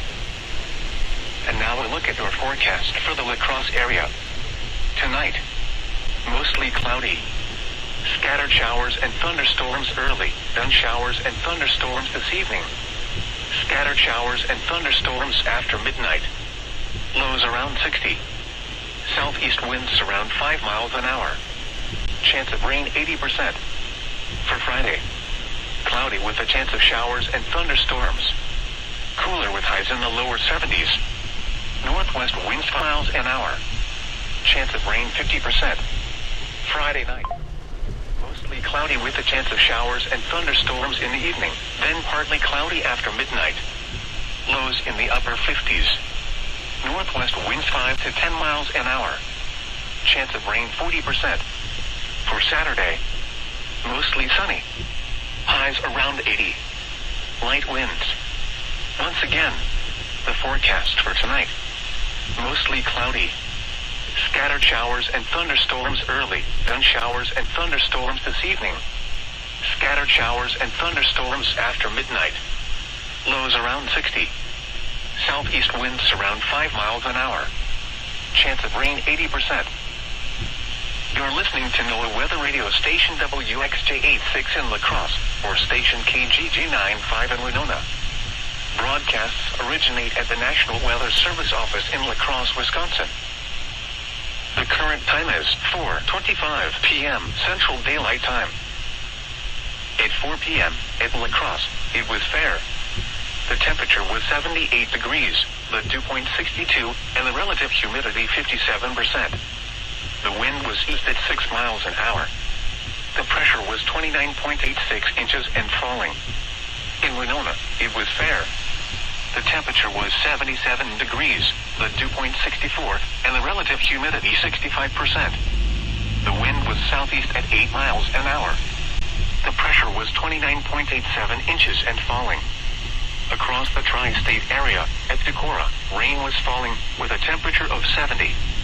It was mostly sunny, with a temperature of 78 at Sparta, 77 at Black River Falls, 77 at Prairie du Chien, and 83 at Blackville. At Preston, it was partly sunny, with a temperature of 77. It was cloudy, with a temperature of 76 at Viroqua, 70 at Eau Claire, 74 at Rochester, and 74 at Camp Douglas.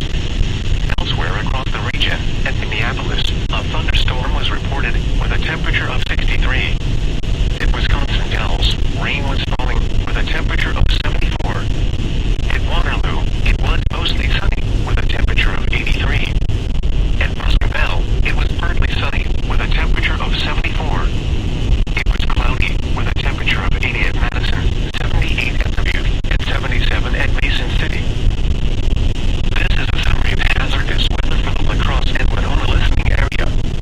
A river flood warning continues for the Kickover River in Viola. The river has crested. In 1 mile, keep left onto 660th Avenue. Flood warning is in effect for the Mississippi River at McGregor. The river will rise 20.7 feet by 7 a.m. Tuesday. For more information, go to weather.gov/lacrosse.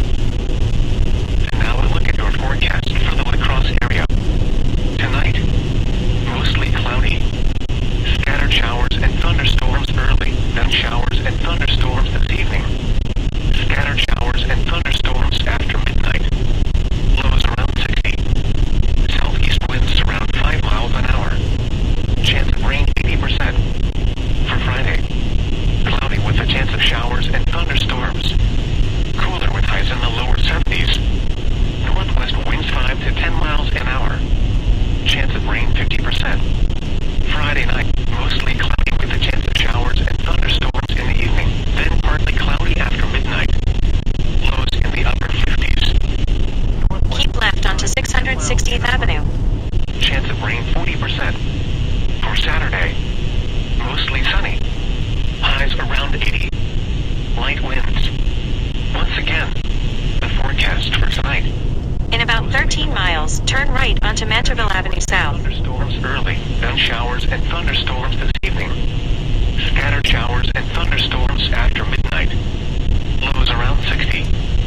Southeast winds around 5 miles an hour. Chance of rain 80%. You're listening to NOAA Weather Radio Station WXJ86 in La Crosse, or Station KGG95 in Winona. Broadcasts originate at the National Weather Service Office in La Crosse, Wisconsin. The current time is 4:28 p.m. Central Daylight Time. At 4 p.m. at La Crosse, it was fair. The temperature was 70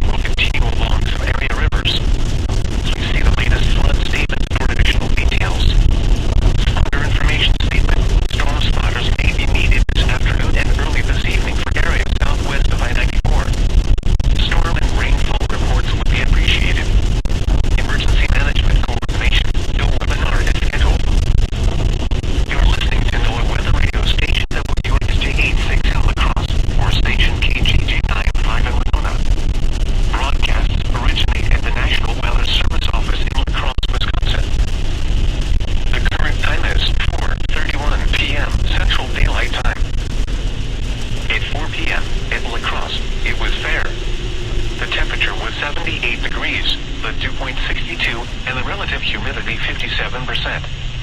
The wind was east at 6 miles an hour. The pressure was 29.86 inches and falling. In Winona, it was fair. The temperature was 77 degrees, the dew point 64, and the relative humidity 65%. The wind was southeast at 8 miles an hour. The pressure was 29.87 inches and falling. Across the tri-state area, in Decorah, rain was falling with a temperature of 70. It was mostly sunny with a temperature of 78 at Sparta, 77 at Black River Falls, 77 at Prairie du Chien, and 83 at Blackville. At present, it was partly sunny with a temperature of 77. It was cloudy with a temperature of 76 at Viroqua, 70 at Eau Claire, 74 at Rochester, and 74 at Camp Thomas.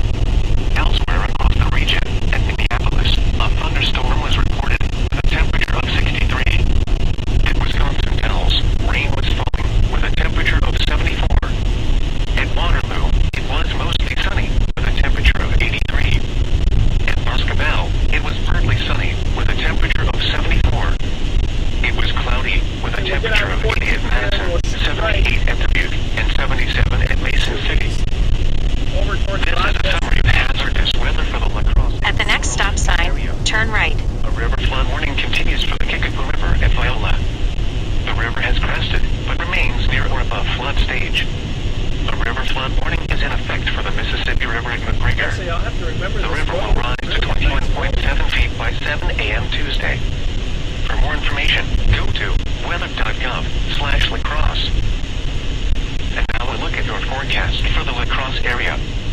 Tonight, mostly cloudy. At the stop sign, turn right onto Manterville Avenue South. Sun showers and thunderstorms this evening. Scattered showers and thunderstorms after midnight. Lows around 60. Southeast winds around 5 miles an hour, becoming light after midnight. Chance of rain 90%. For Friday, cloudy with a chance of showers. In a quarter mile, turn right onto 5th Street Southeast. Northwest winds 5 to 10 miles an hour, chance of rain 50%. Friday night, mostly cloudy with a chance of showers and thunderstorms in the evening. Then partly cloudy after midnight. Lows in the upper 50s, northwest winds 5 to 10 miles an hour, chance of rain 40%. For Saturday, mostly sunny. Highs around 80. Light winds once again. The forecast for tonight, mostly Like they are cloudy.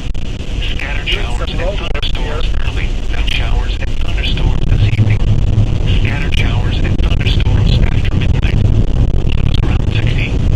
Southeast winds around 5 miles an hour, becoming light after midnight. Chance of rain a lot of water 90%. sitting on the road. You're listening to NOAA Weather Radio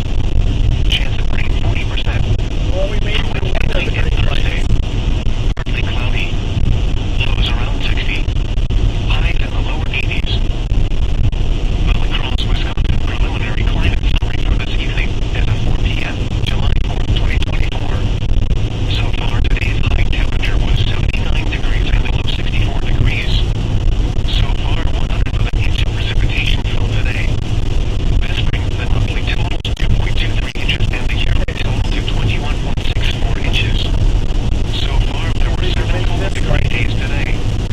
This brings the monthly total to 18 and the yearly total to 213. The highest wind gust observed was 22 miles per hour from the northwest. The normal high temperature for tomorrow is 85 degrees, and the normal low is 64. The record high for tomorrow is 101, which occurred in 1874, and the record low is 47, which occurred in 1972. Sunset this evening is at 8:50 p.m. Sunrise tomorrow morning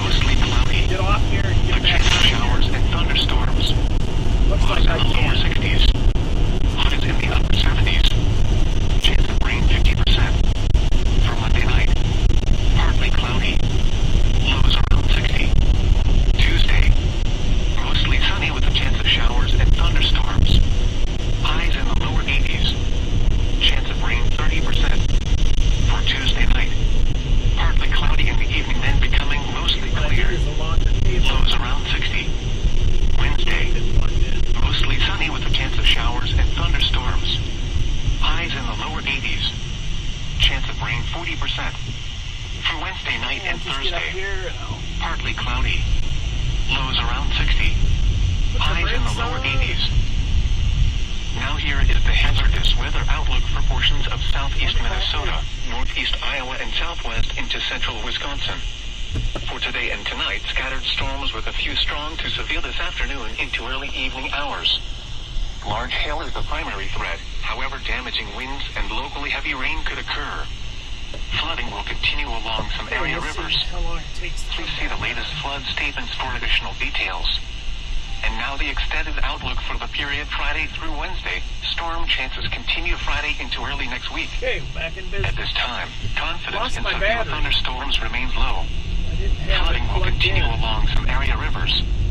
Please see the latest flood statements for I additional got it plugged details. in now. Spotter information statement. Storm spotters may Hopefully be it needed didn't this lose too afternoon much and time. early this evening for areas southwest of Walk the ramp, I-94. sat there. Storm and rainfall reports would be appreciated. Emergency management coordination. No We'll webinar see is what scheduled. happens. This is a summary of hazardous weather for the La Crosse and Winona listening area. A river flood warning continues for the Kickapoo River and Viola. The river has crested, but remains near or above flood stage. A river flood warning is in effect for the Mississippi River and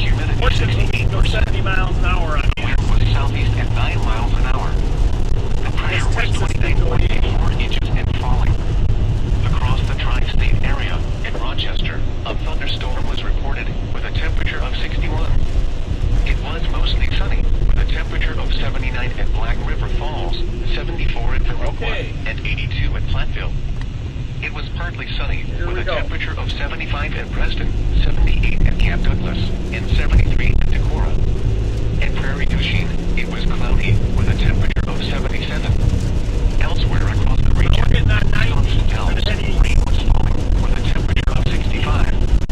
At Mason City, it was partly sunny with a temperature of 74. At Minneapolis, rain 45 miles to the temperature of 64. and if I want to continue This east, is a summary of about hazardous another across in the Listening area. The 15 river to flood the continues to Minnesota-Wisconsin border, which is the river has crested, River. remains near above flood stage.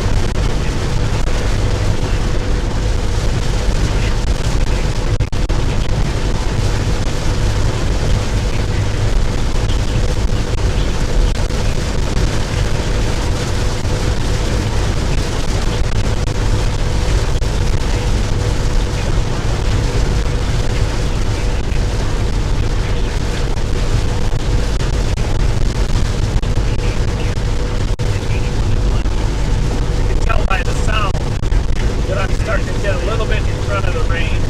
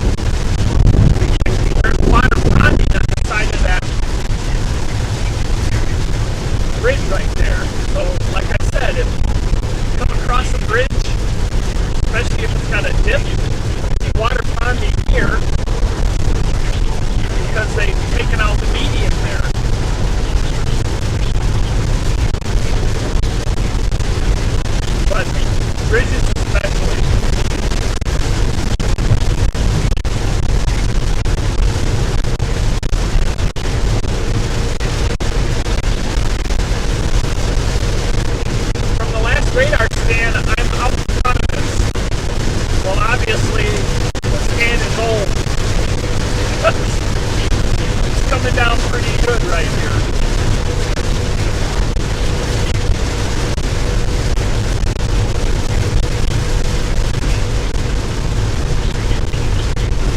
Why these people are all driving with their flashers on beyond me.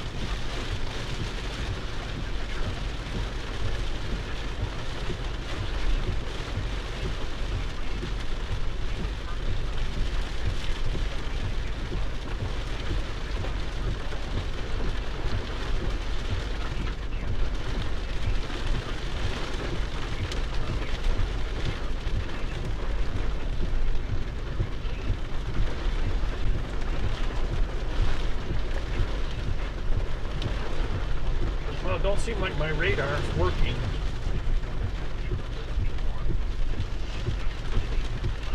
As a matter of fact, I wonder if I quit the app and restart it. The radar even quit on my infotainment system.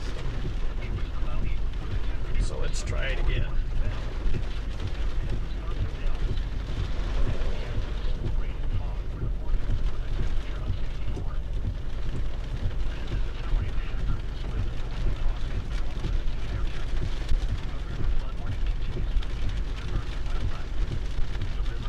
Yeah, it's not working right here. So I'm going to carry on.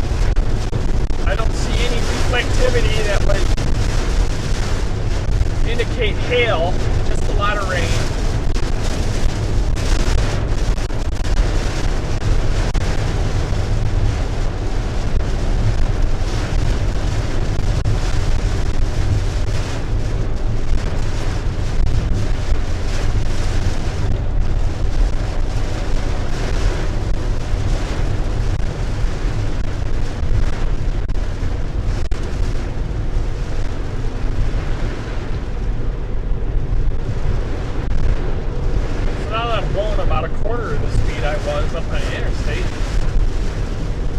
The rain don't seem so bad. It's coming down.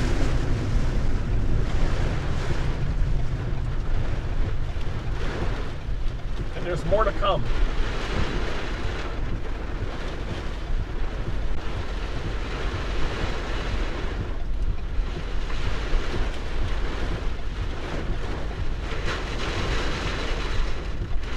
It's gotten a little windy too.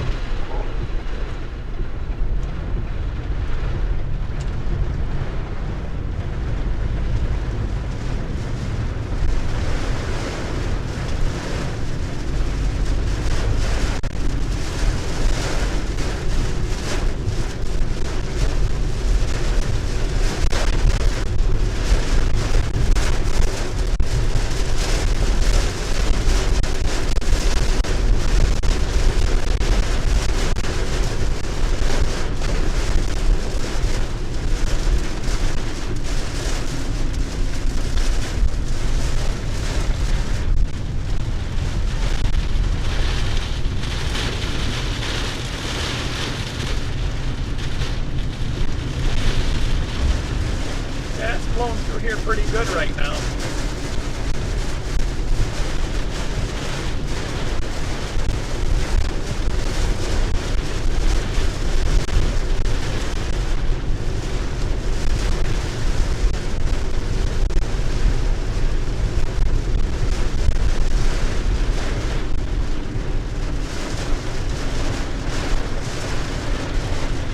Well, there's a guy riding a bike back there. Soaking wet.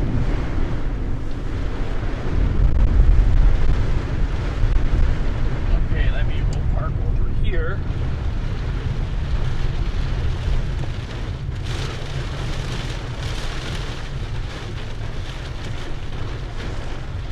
We'll see what the weather's like.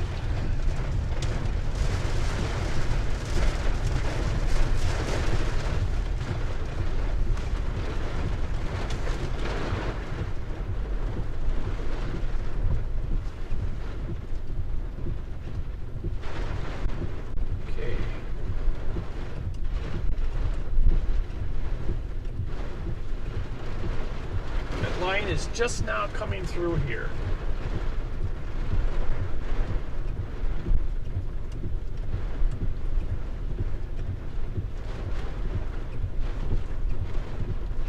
There's a special weather statement for this area. Clusters of thunderstorms were moving east-northeast across southeast Minnesota and will push into portions of western Wisconsin through 7 p.m. The stronger storms will be capable of 45-mile-an-hour winds, half-inch hail. An isolated severe storm remains possible. Locally heavy rainfall will also occur, which could lead to urban street flooding. Then at the bottom it says, Happy 4th of July. No, I'm just kidding. At the bottom it says, those with outdoor plans this 4th of July should be prepared to seek indoor shelter should storms approach. So,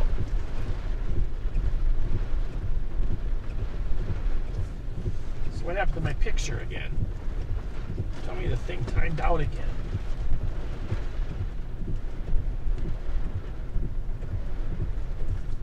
Yep.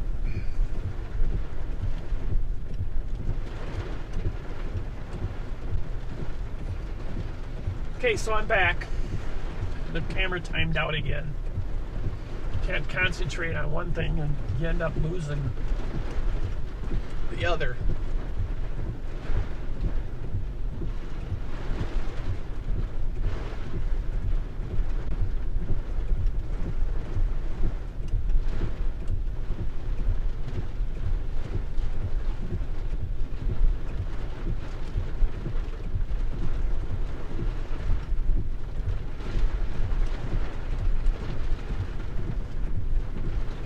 I don't know if you can see the rain crossing the street in front of me or not.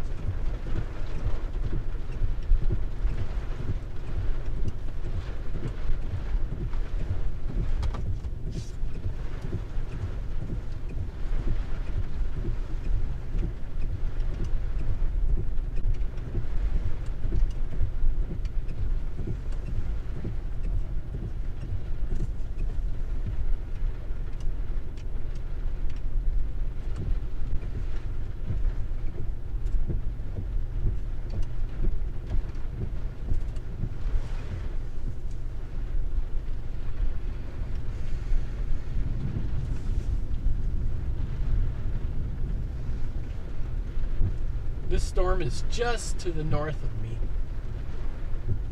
Just to the north and west. Take a drive through town, we might catch up to the heavy rain.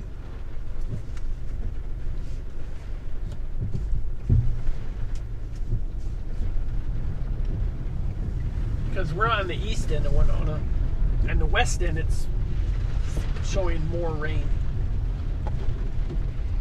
So we'll take a drive over there.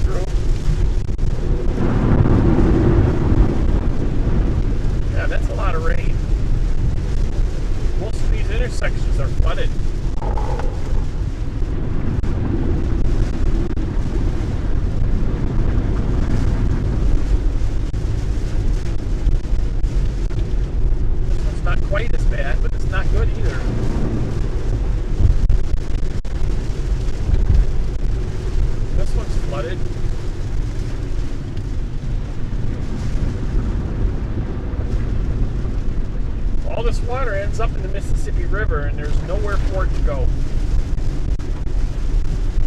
They have pumping stations. They built a levee, finished it in 1985. They built a levee all the way around the town. And, of course, everything drains from the city into the river or the lake. So they put pumps in the lake so the water can be pumped out of the lake. And then they,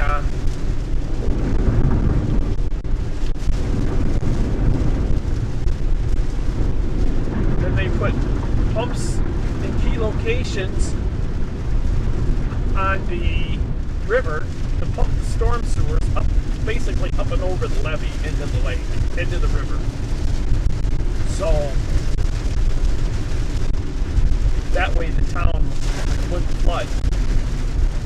So when the river's high, I'm sure right now those pumps are all running. trying to pump out the storm sewers as fast as they fill in.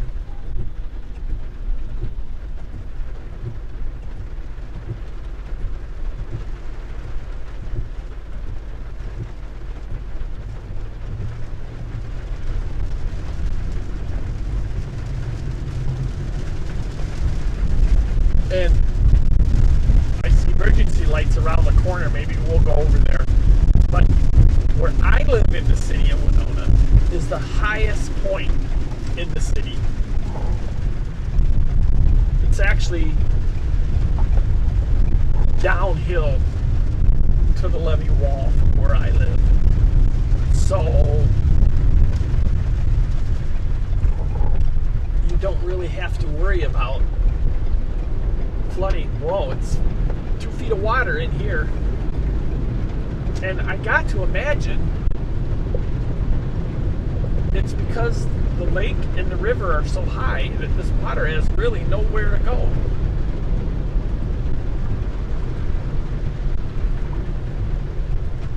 It's been a long time since I've driven through water that deep. Even right there before we turn.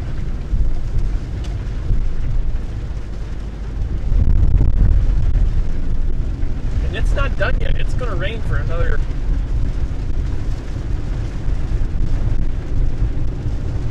Luckily, the heaviest rain actually went to the north of here.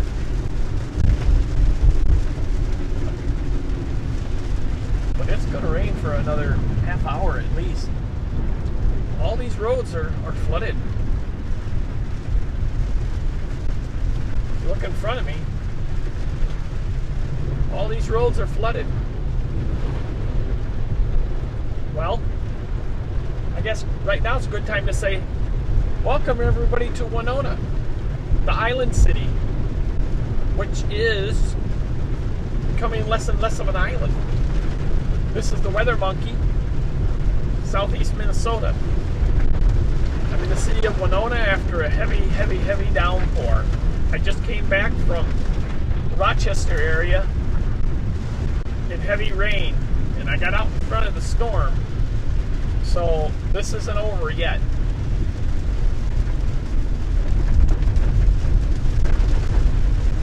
Don't forget to like and follow, or like and subscribe on Facebook. And also like and subscribe on YouTube. And follow on Facebook. I need 100 followers on Facebook in order to basically be able to stream on YouTube. So follow on Facebook, like and subscribe on YouTube. That would help me out so immensely. So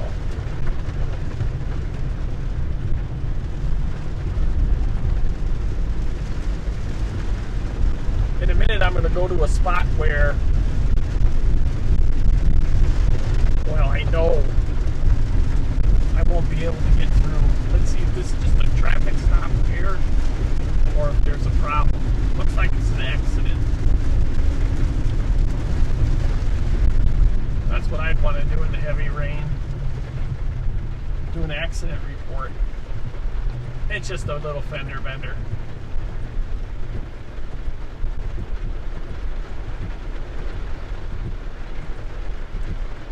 Camera wanted to flip around a little too much.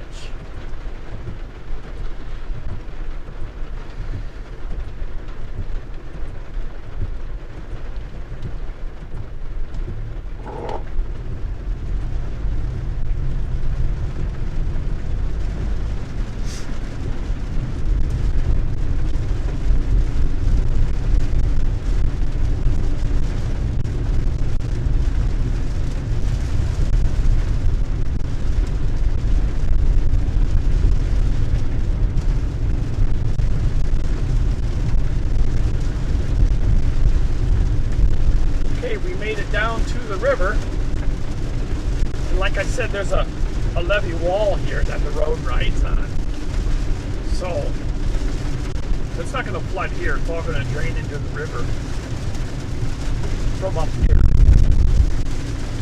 But I'm sure if that river was dropping any, it's not anymore. Like I said, it's supposedly crested on Tuesday evening, but with all this rain, like I said, I was out in Rochester, I was west of Rochester, out in Casson, and it did nothing but pour all the way here. And all that water ends up in the Mississippi River. Pretty much everything from 90 north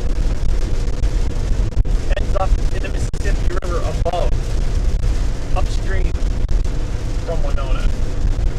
90 south, that goes south of Winona into the river. And it wouldn't be a problem for us as much as the rain to the north. There's a trouble about getting ready to cross the road. Hopefully this person will see it and won't run into it. Nothing more aggravating than seeing a turtle in the middle of the road squashed. It's like, what were you doing? Were you not paying attention?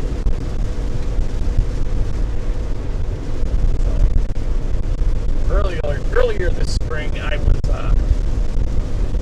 coming up the highway. This mallard duck and her 6 little ducklings started crossing the road. This 4-lane highway. So I stopped the traffic, basically. Made sure they got across the road.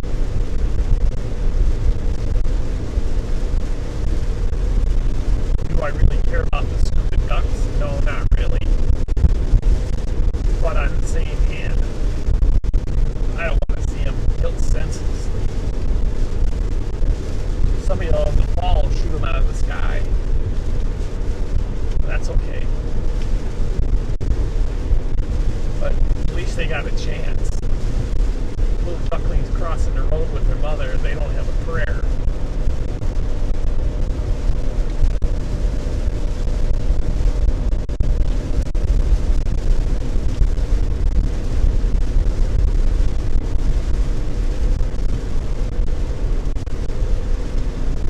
So like I said, it's still raining halfway decent here. Right here we're at probably ½ inch an hour. And it's going to rain heavier.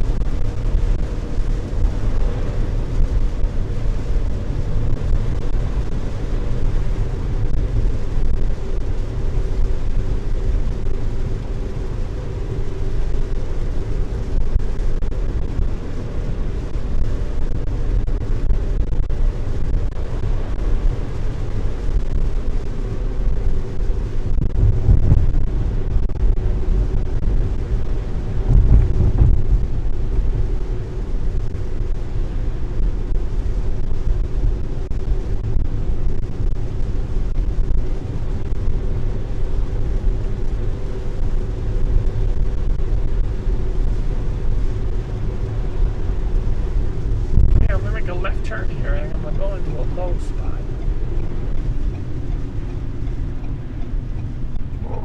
If this spot here is any indication of what happened in the center of town, there should be a lot of water. What it does is there's a golf course, and what it does, it drains into a couple ponds in the golf course. The only problem is those ponds are probably full.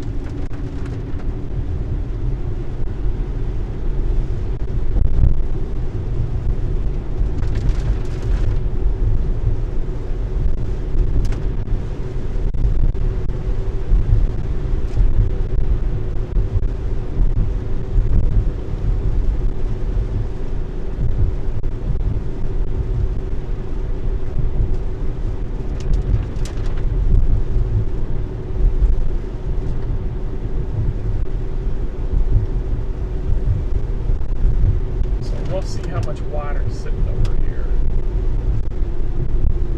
Although it does drain pretty fast.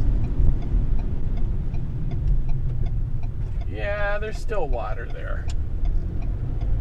I'm not going to drive through it, but I will go to it. And you can't. The problem is the road that runs parallel to this is tore up for construction. So let's just sit here and watch people go through this.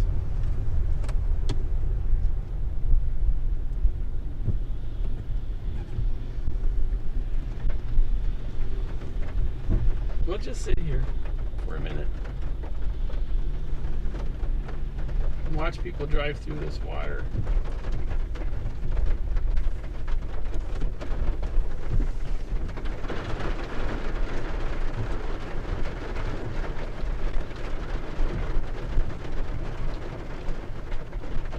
See, I think it can only get so high.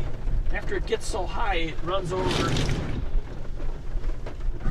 over the side of the road and into the golf course. So I don't think it's...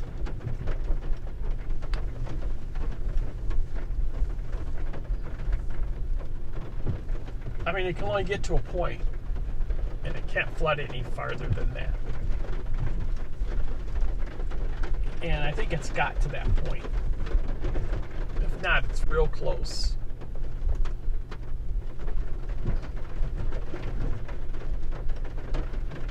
But people think they need to drive through it. So we'll let them.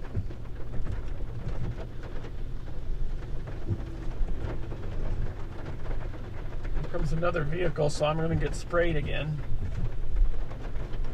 Oh, he's way too fast. He's going to lose it.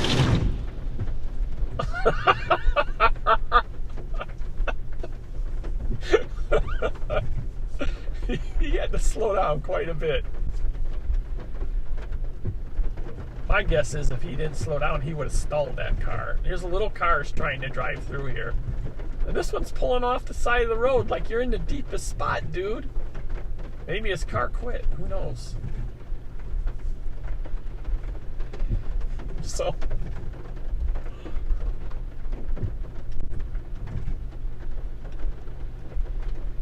actually, what it's actually doing too is it's kind of making a wake and it's pushing the water over the side.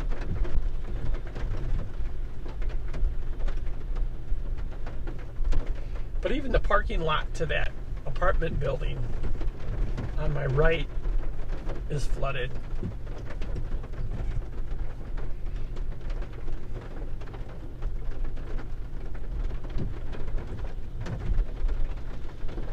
I can't believe that car stalled. Here's another one come flying through. Do they not notice the water over the road? Apparently not.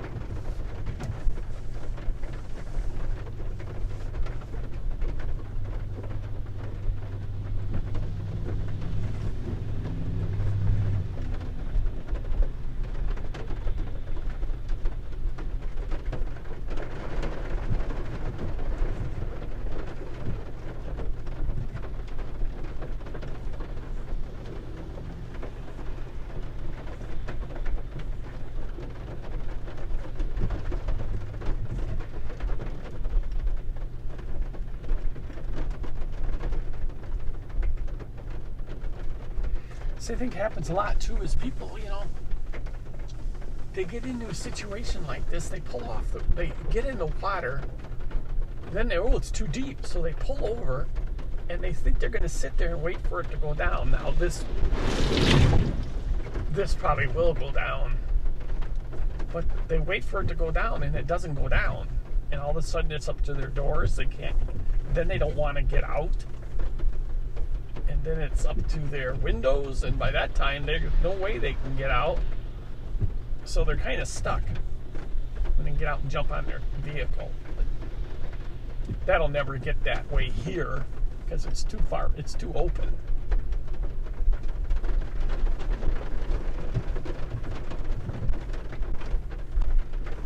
parking lot over there is full of water. So, and it looks like, from what I can see here, the water is flowing down to the lowest point. So it is getting higher. Definitely flowing that way. Okay, here goes another one.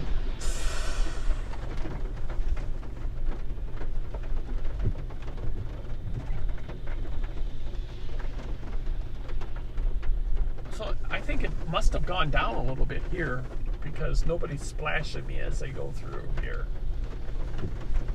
like they were before.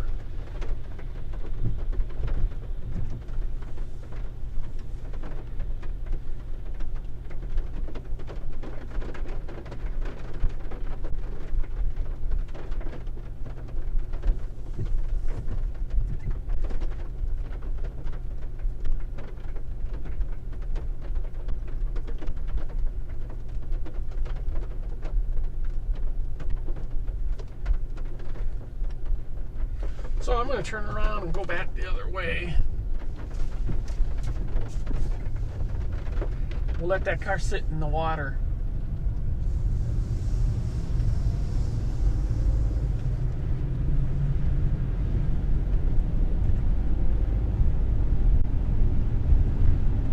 Actually, I have to use the bathroom.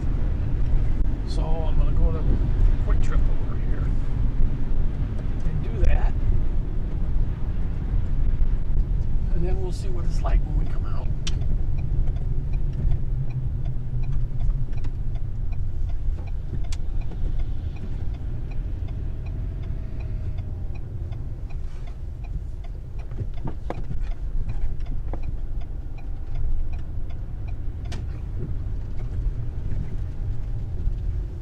And I'm going to park right here.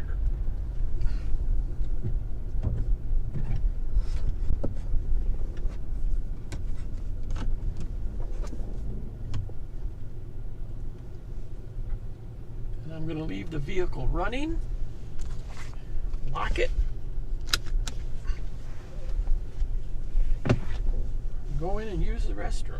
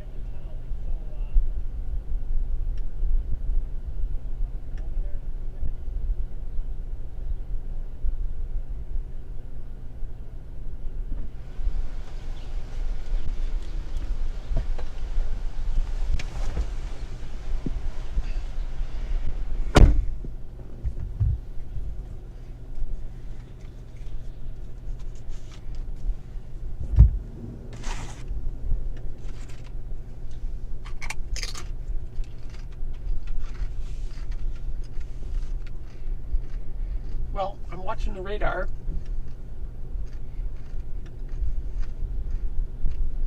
And I bought crunchy chips, which I shouldn't have done. But there's more storms developing to the west.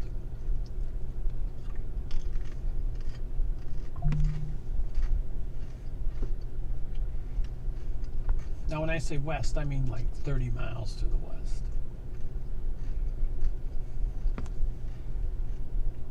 But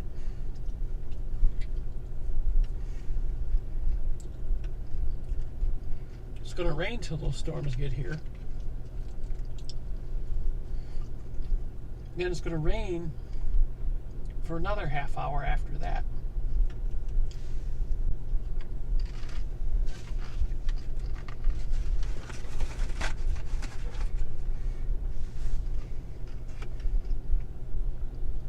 So it don't look good. Move my camera just a bit, make sure it doesn't fall asleep on me again.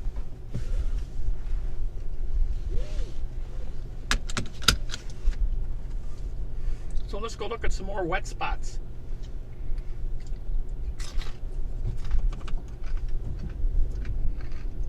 Or should I say flooded spots?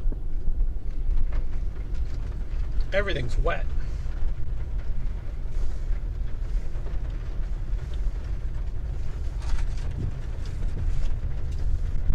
We'll go take a look at that Winona County ditch number 9. I think it is, or 5, I don't know.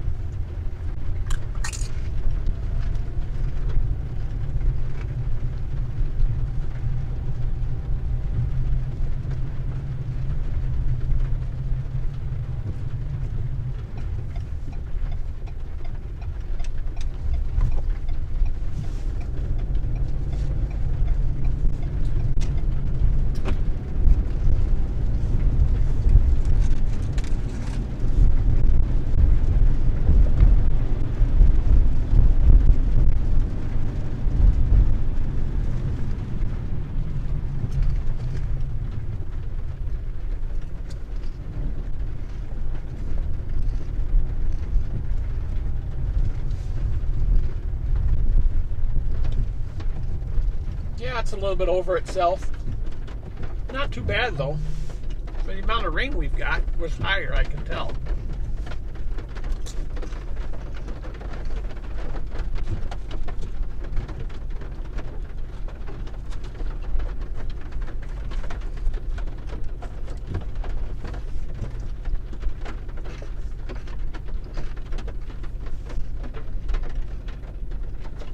And I don't know if you can see it or not.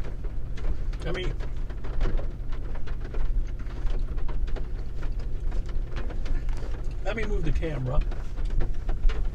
Pardon the jitterness and the and everything going on. But if I can move it over there far enough, I will.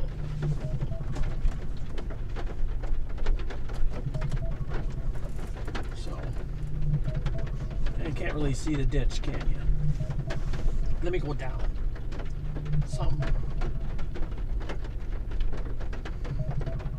No, you still can't see it.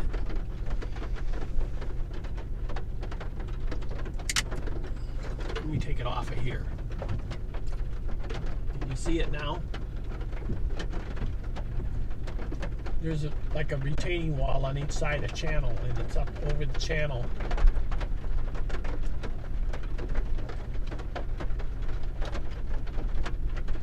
And I'm not sure if it's higher up coming through, because it's, you know, the boards are right in the way, or if it's just, I think it's coming up, but it looks like it was higher before. I'm gonna roll the window down here, don't get too wet in here. Now you can see it better.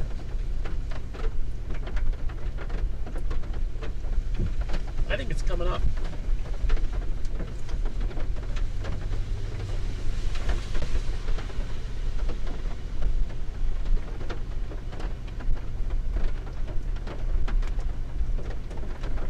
We'll sit here for a minute.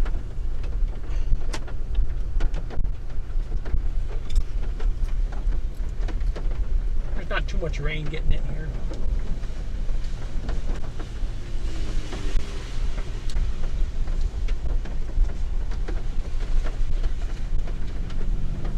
So anyways, I've seen it higher than that. Not a whole lot, but I have. Let me put this back where it was.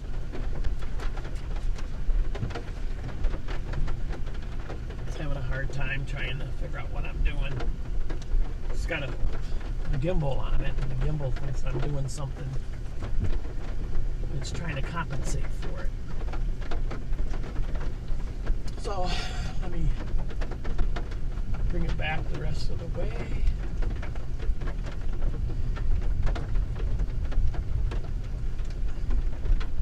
You can definitely hear thunder. Okay, let me leave it right there.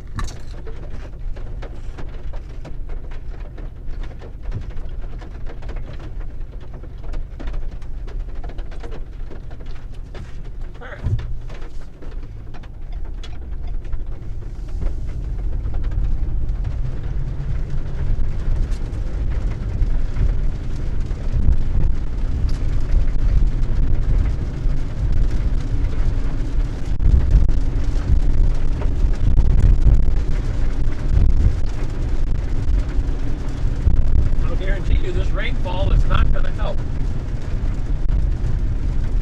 the river.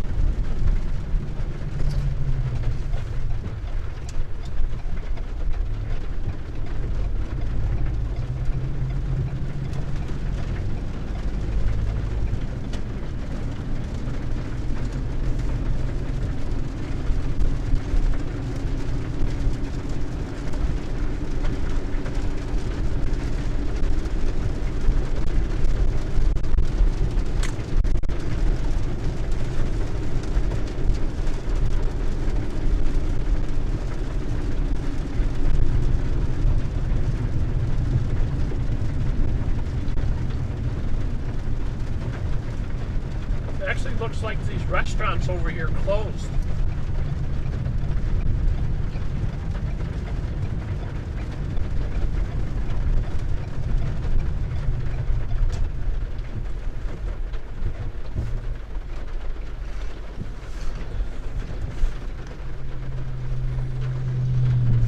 As you can see, Highway 61 was built up when they built it for a reason.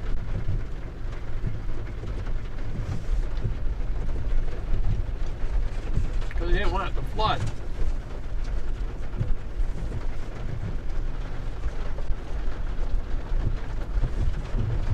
It has been closed west of here because of water. This guy's taking his truck through that water like what is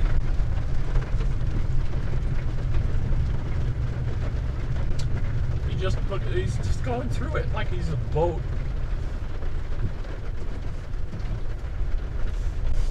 We'll sit here and we'll watch somebody else do it.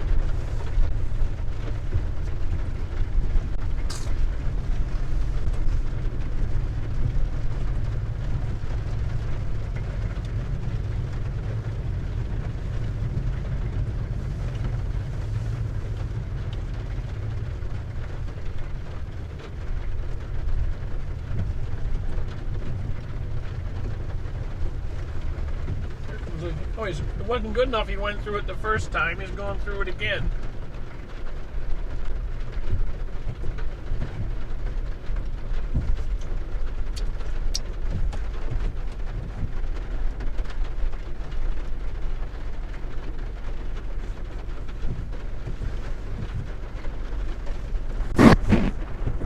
We'll see if anybody else decides to go flying through there.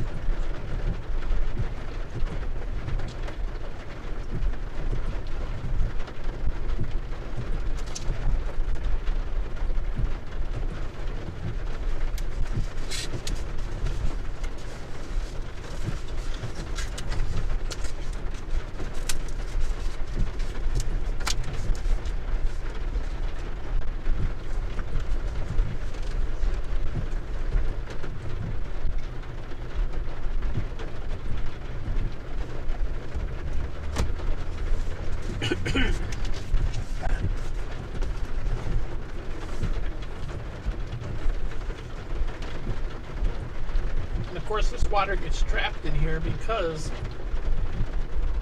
the highway is higher.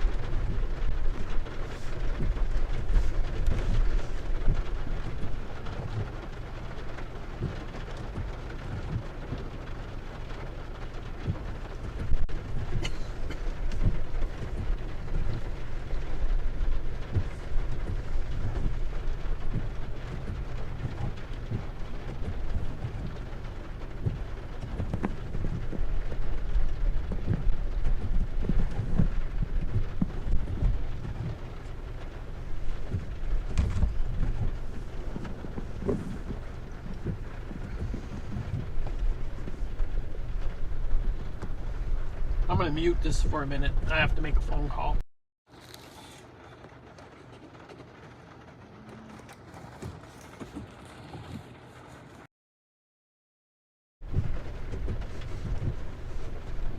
I didn't mean to pull the plug on the whole thing.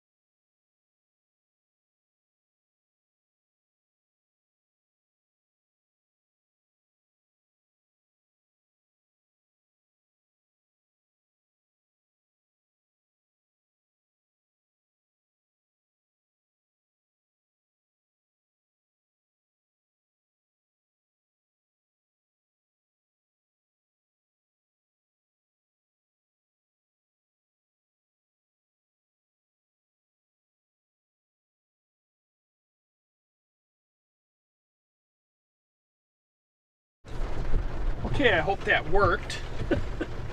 I just pulled the jack on the microphone. There's no on-off switch or mute switch on the microphone. There might be in the software, but the sure way to kill the mic is to pretty much pull the USB on it. So I'm looking at the radar, and believe it or not, there's more storms developing out in west central Minnesota. And these storms look like they mean business. So I might end the stream and then come back again a little later. Wow, that storm got into this unstable air and it just blew up. It started out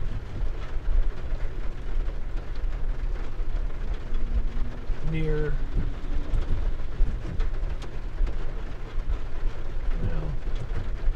Walnut Grove, Minnesota. It started out there, and now it's transformed to another storm near South Branch, which is by St. James. And there's a warm front riding from, let's see here, Fairmont, north of Fairmont, about 20 miles, there's a warm front, and it's riding east to west, or west to east, and it cuts through Minnetonka Lake, Blooming Prairie, and then it dips down north of Grand Meadow and cuts over into Wisconsin. So it starts out north of Interstate 90 and then it drops down south of Interstate 90 over to, say, Madison. And what I think is going to happen is storms are going to fire up just north of that warm front as that cold front moves to the east. So we shall see.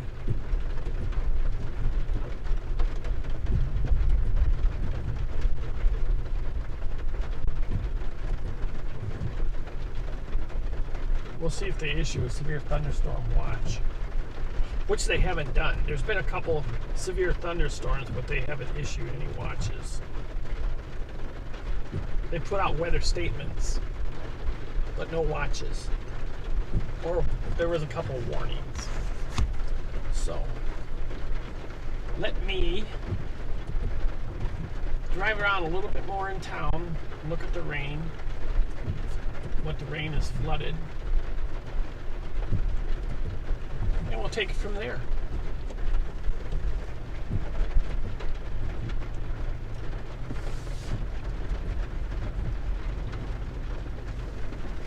This Culver's here, it actually closed early.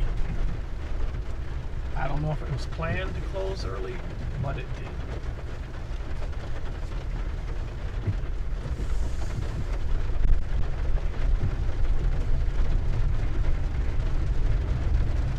But this rain is going to pick up again.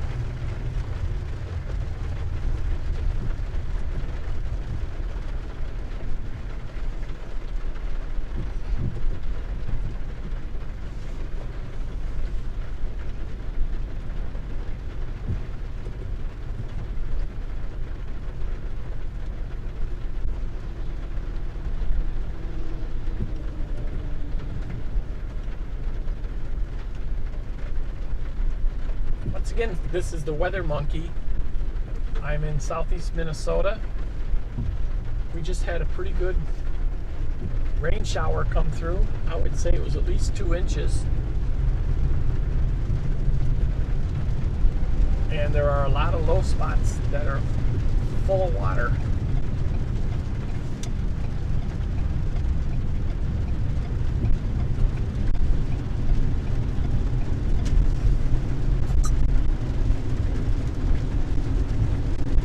Some areas take the water good and other areas don't.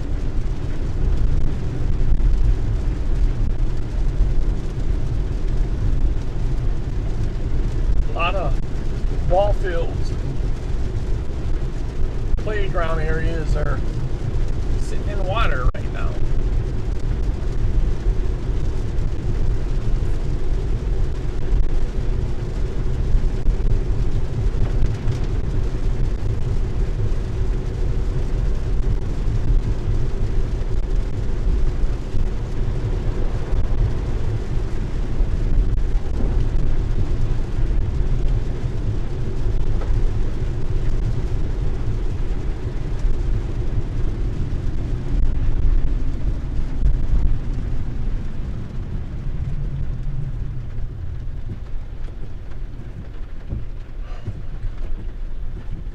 So,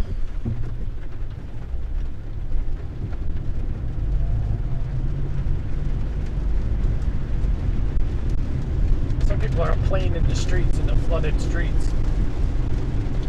To be honest with you, it's only 62 degrees. I can see if it was 72 or 82.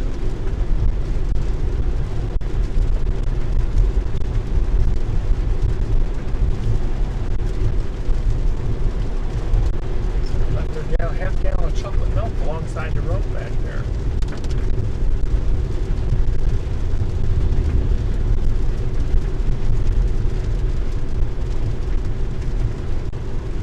I think a ride over here along the lake. Lake Winona. Lake number 1 of the 10,000 lakes.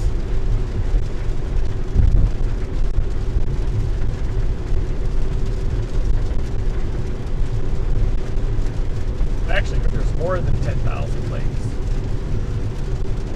Somebody got a branch on top of their car.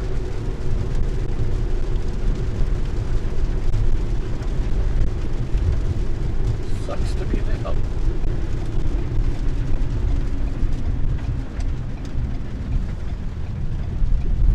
So there must have been a couple good gusts of wind.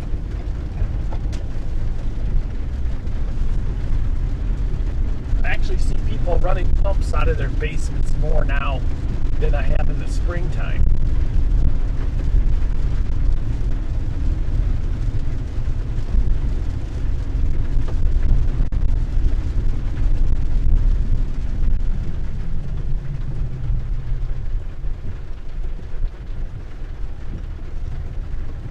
This is a good park here to come sit in, enjoy the weather. Got some picnic tables over there. Unfortunately, it's filling in with water. I'll turn here and I'll show you the other side of the road. Now you got to remember, this is supposed to be a grassy area. It's now become a lake.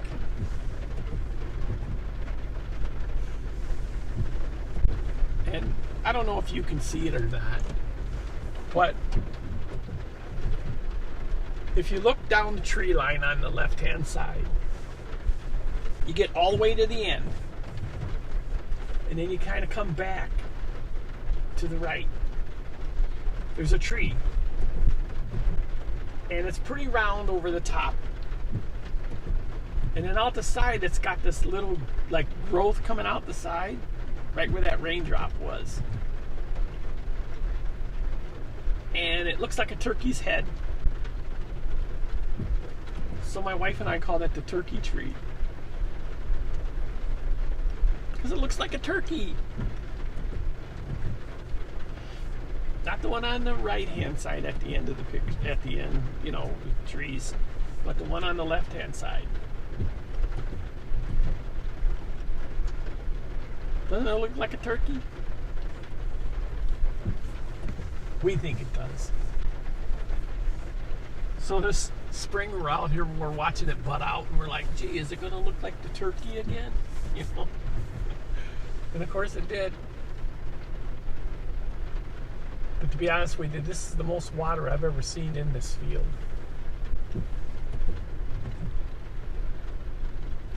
And it's not going to get much better as time goes on. So we'll go down the road here and check out more. And if I get time later, I'll go back down to the Prairie Island Park. Because that was going down. And there's a spot I look at. It's actually a picnic table. And the water was right up to the bottom of this plank that you sit on. And then I went down there today, and it was about 1 inch, 2 inches below that plank. So I knew the river went down. I knew it crested. The question is all this rain going to bring it back up? I don't think you have to be a rocket scientist to figure it out. Yeah, I'm just gonna. There's more water. Oh, a big tree split over there.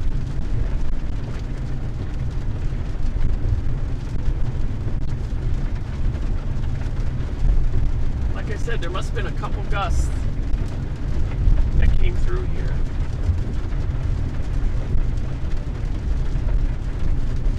But they never severe warned it, which is kind of strange. You'd have branches breaking off the trees in the wind coming through like that. It was never severe warning. There's another one up here. I must have my gimbal position wrong, because every time I go to move it, it doesn't go where I want it to go.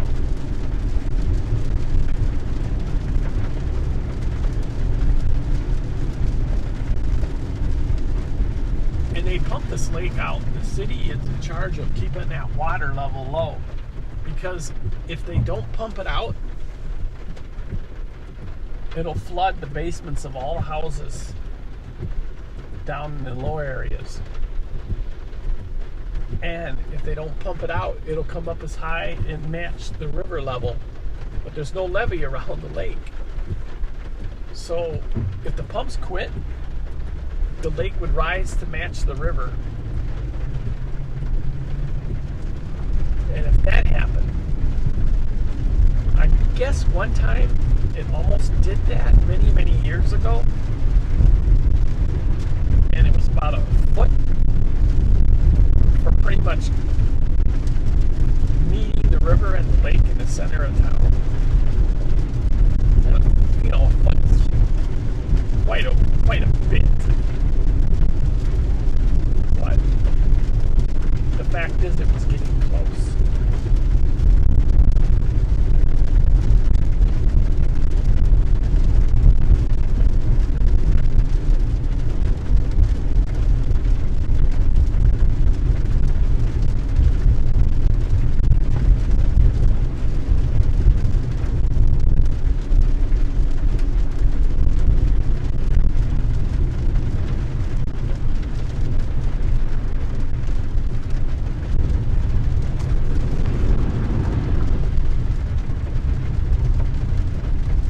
Area flood watch. Yeah, I believe that.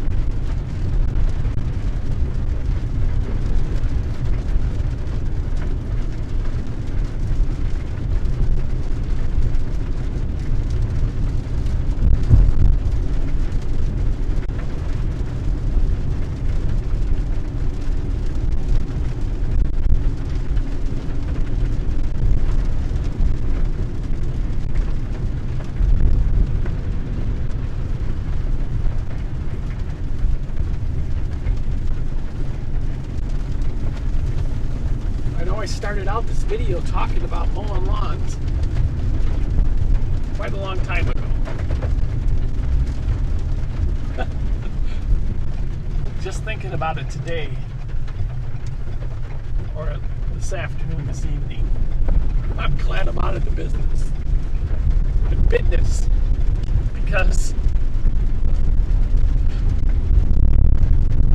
I mean, the sun will come out tomorrow. That's fine. But a lot of ground is going to be saturated.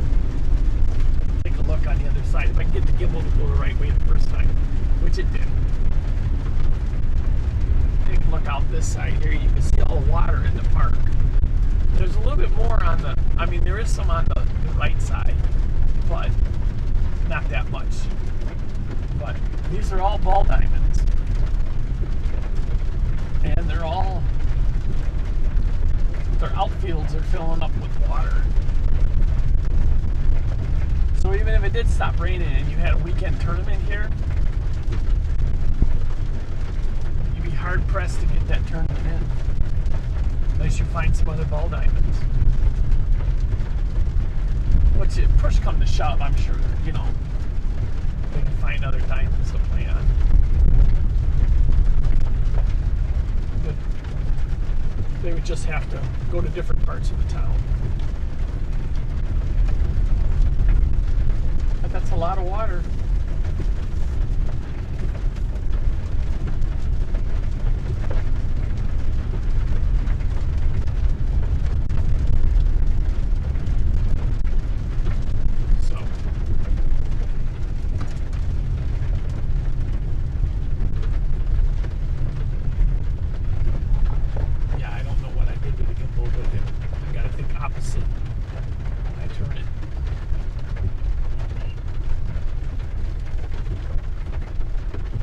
So as you can see, the lake is quite a bit lower here.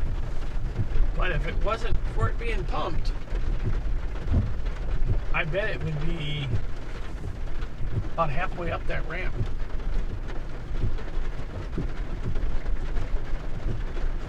And I just wonder how this rain's going to affect the pumping.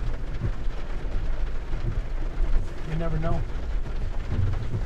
Okay, we can look to the west here, spin ourselves around, and we can actually see it clearing up out west. A little bit more light in the sky.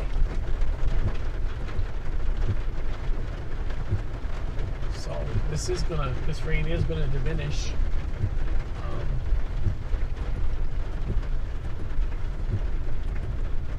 That's actually northwest I was just facing, and the rain is still coming in from the southwest.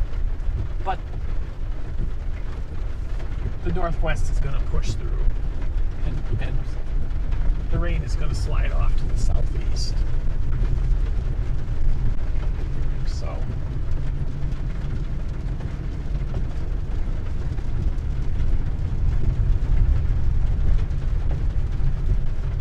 but we didn't really see any severe weather today. We saw a lot of rain and a little bit of wind.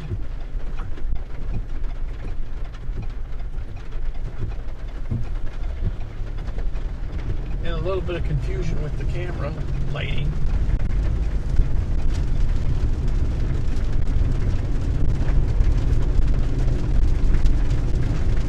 But like I said, follow me on Facebook so I can get my membership up. And like and subscribe on YouTube so that I can, the YouTube, depending on how many likes you have and watchers and subscribers, will push out your video to more people. So hopefully that has happened today. I don't sit there and look at how many people have subscribed or how many people have followed or liked or stuff like that. I just go out and have fun.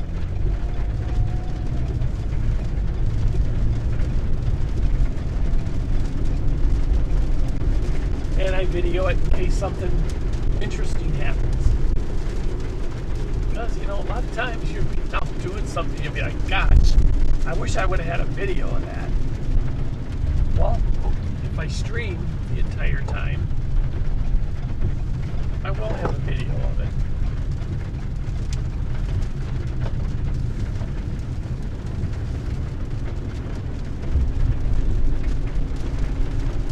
I'm going to run over here and take a look at the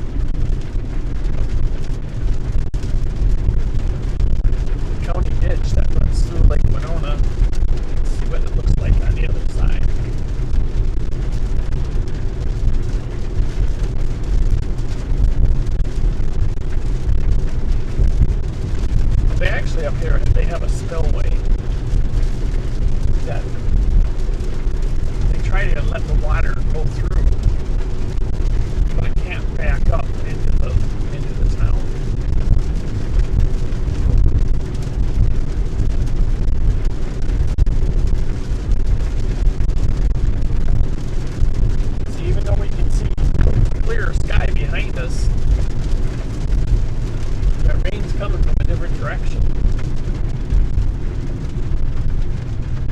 depends on what happens quicker. The rain comes through or the clearing line comes through. That makes a difference.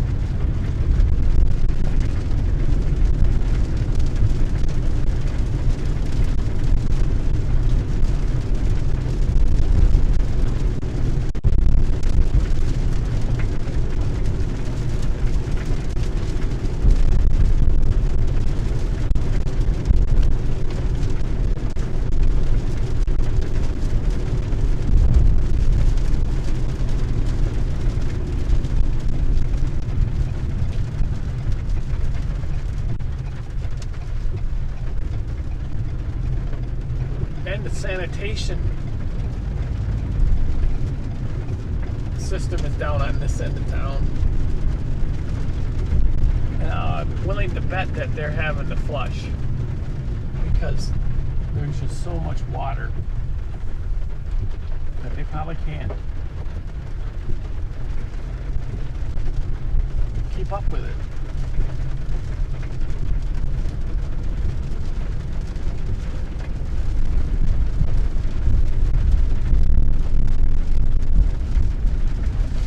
Not very many people get this far east in Winona.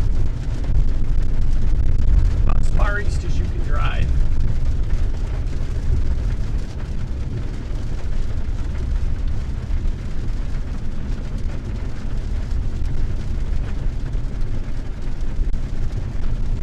See, right here are the gates.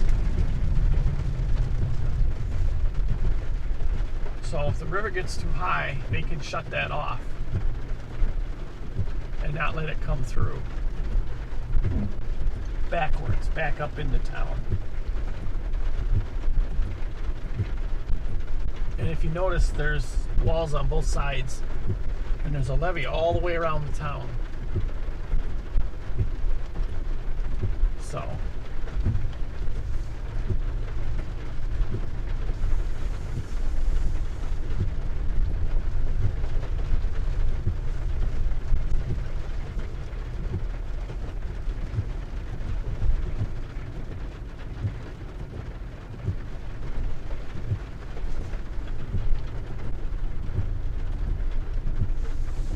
come back into the clearing, and I'm afraid what's gonna happen, because it's, well, what time is it? 7 o'clock. Another 2 hours of sunlight, not direct sun, but another good hour and a half of sunlight. That just might be enough to that cold front out west to trigger more storms. If they carry lots of water, a lot of rain,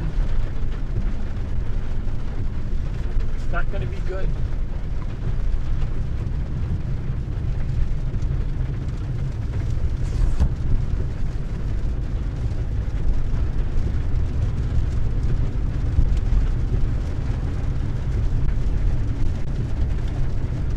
What do you guys think of the size of this building over here?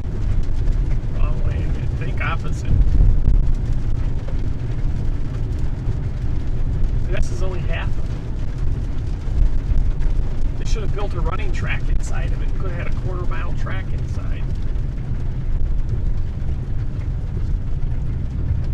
It just continues on.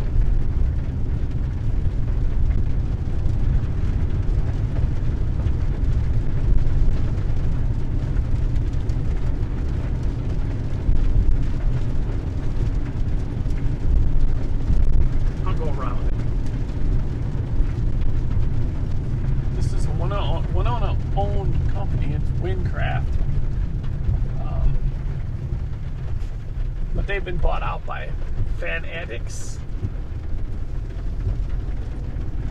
They started out making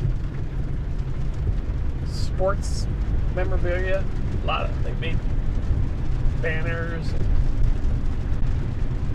sports buttons, pin-on buttons.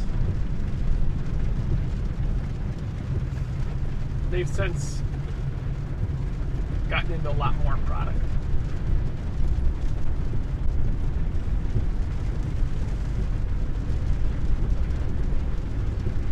it's a big building.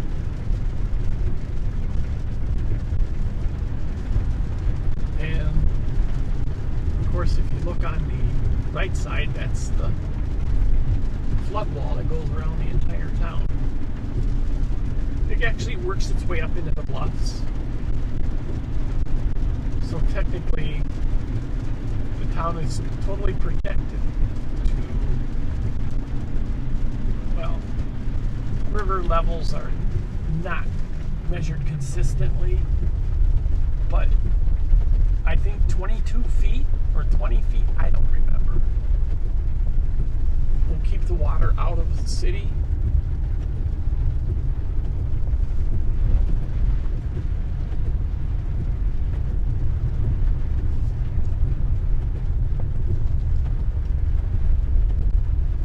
But it's a big building, that's for sure.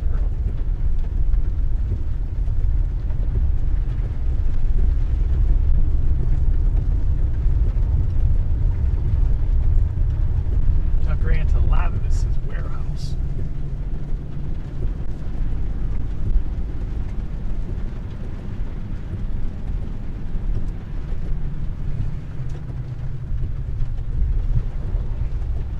They started in the 50s, I believe. Maybe early 60s, late 50s. And on the other side of the road, right here, is part of Hal Leonard Corporation, which started out pretty cheap music.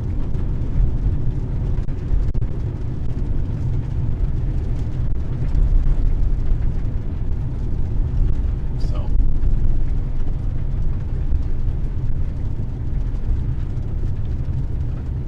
that building was Winona Canoe, but I'm not sure if they still use it or not. Let me get this back around.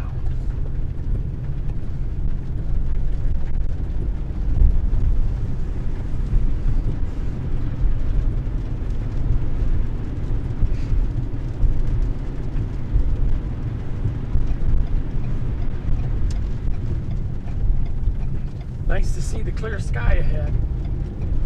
Well, not clear, but better than it's been for the last 3 hours.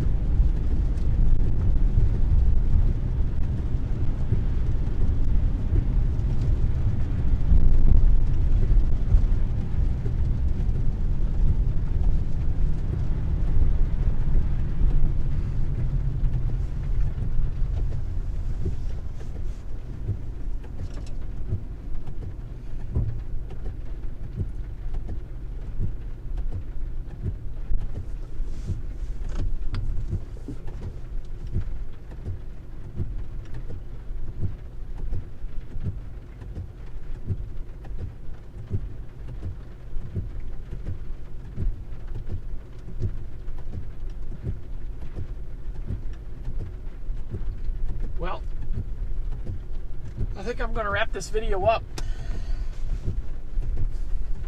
If those storms out in western Minnesota do mature even more, let me check here. If they do mature even more than they are now and they start creeping this way, I might come back. I'm not sure. I'm watching this one here just north of Blue Earth. That's all they need is more rain between Blue Earth and Mankato. That looks like it's weakening.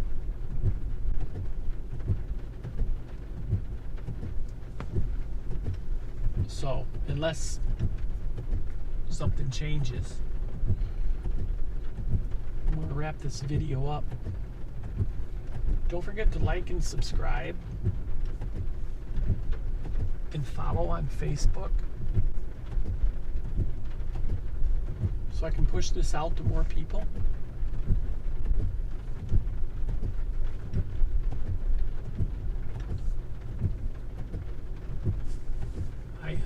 I am on Facebook. I am the WeatherMonkey on Facebook.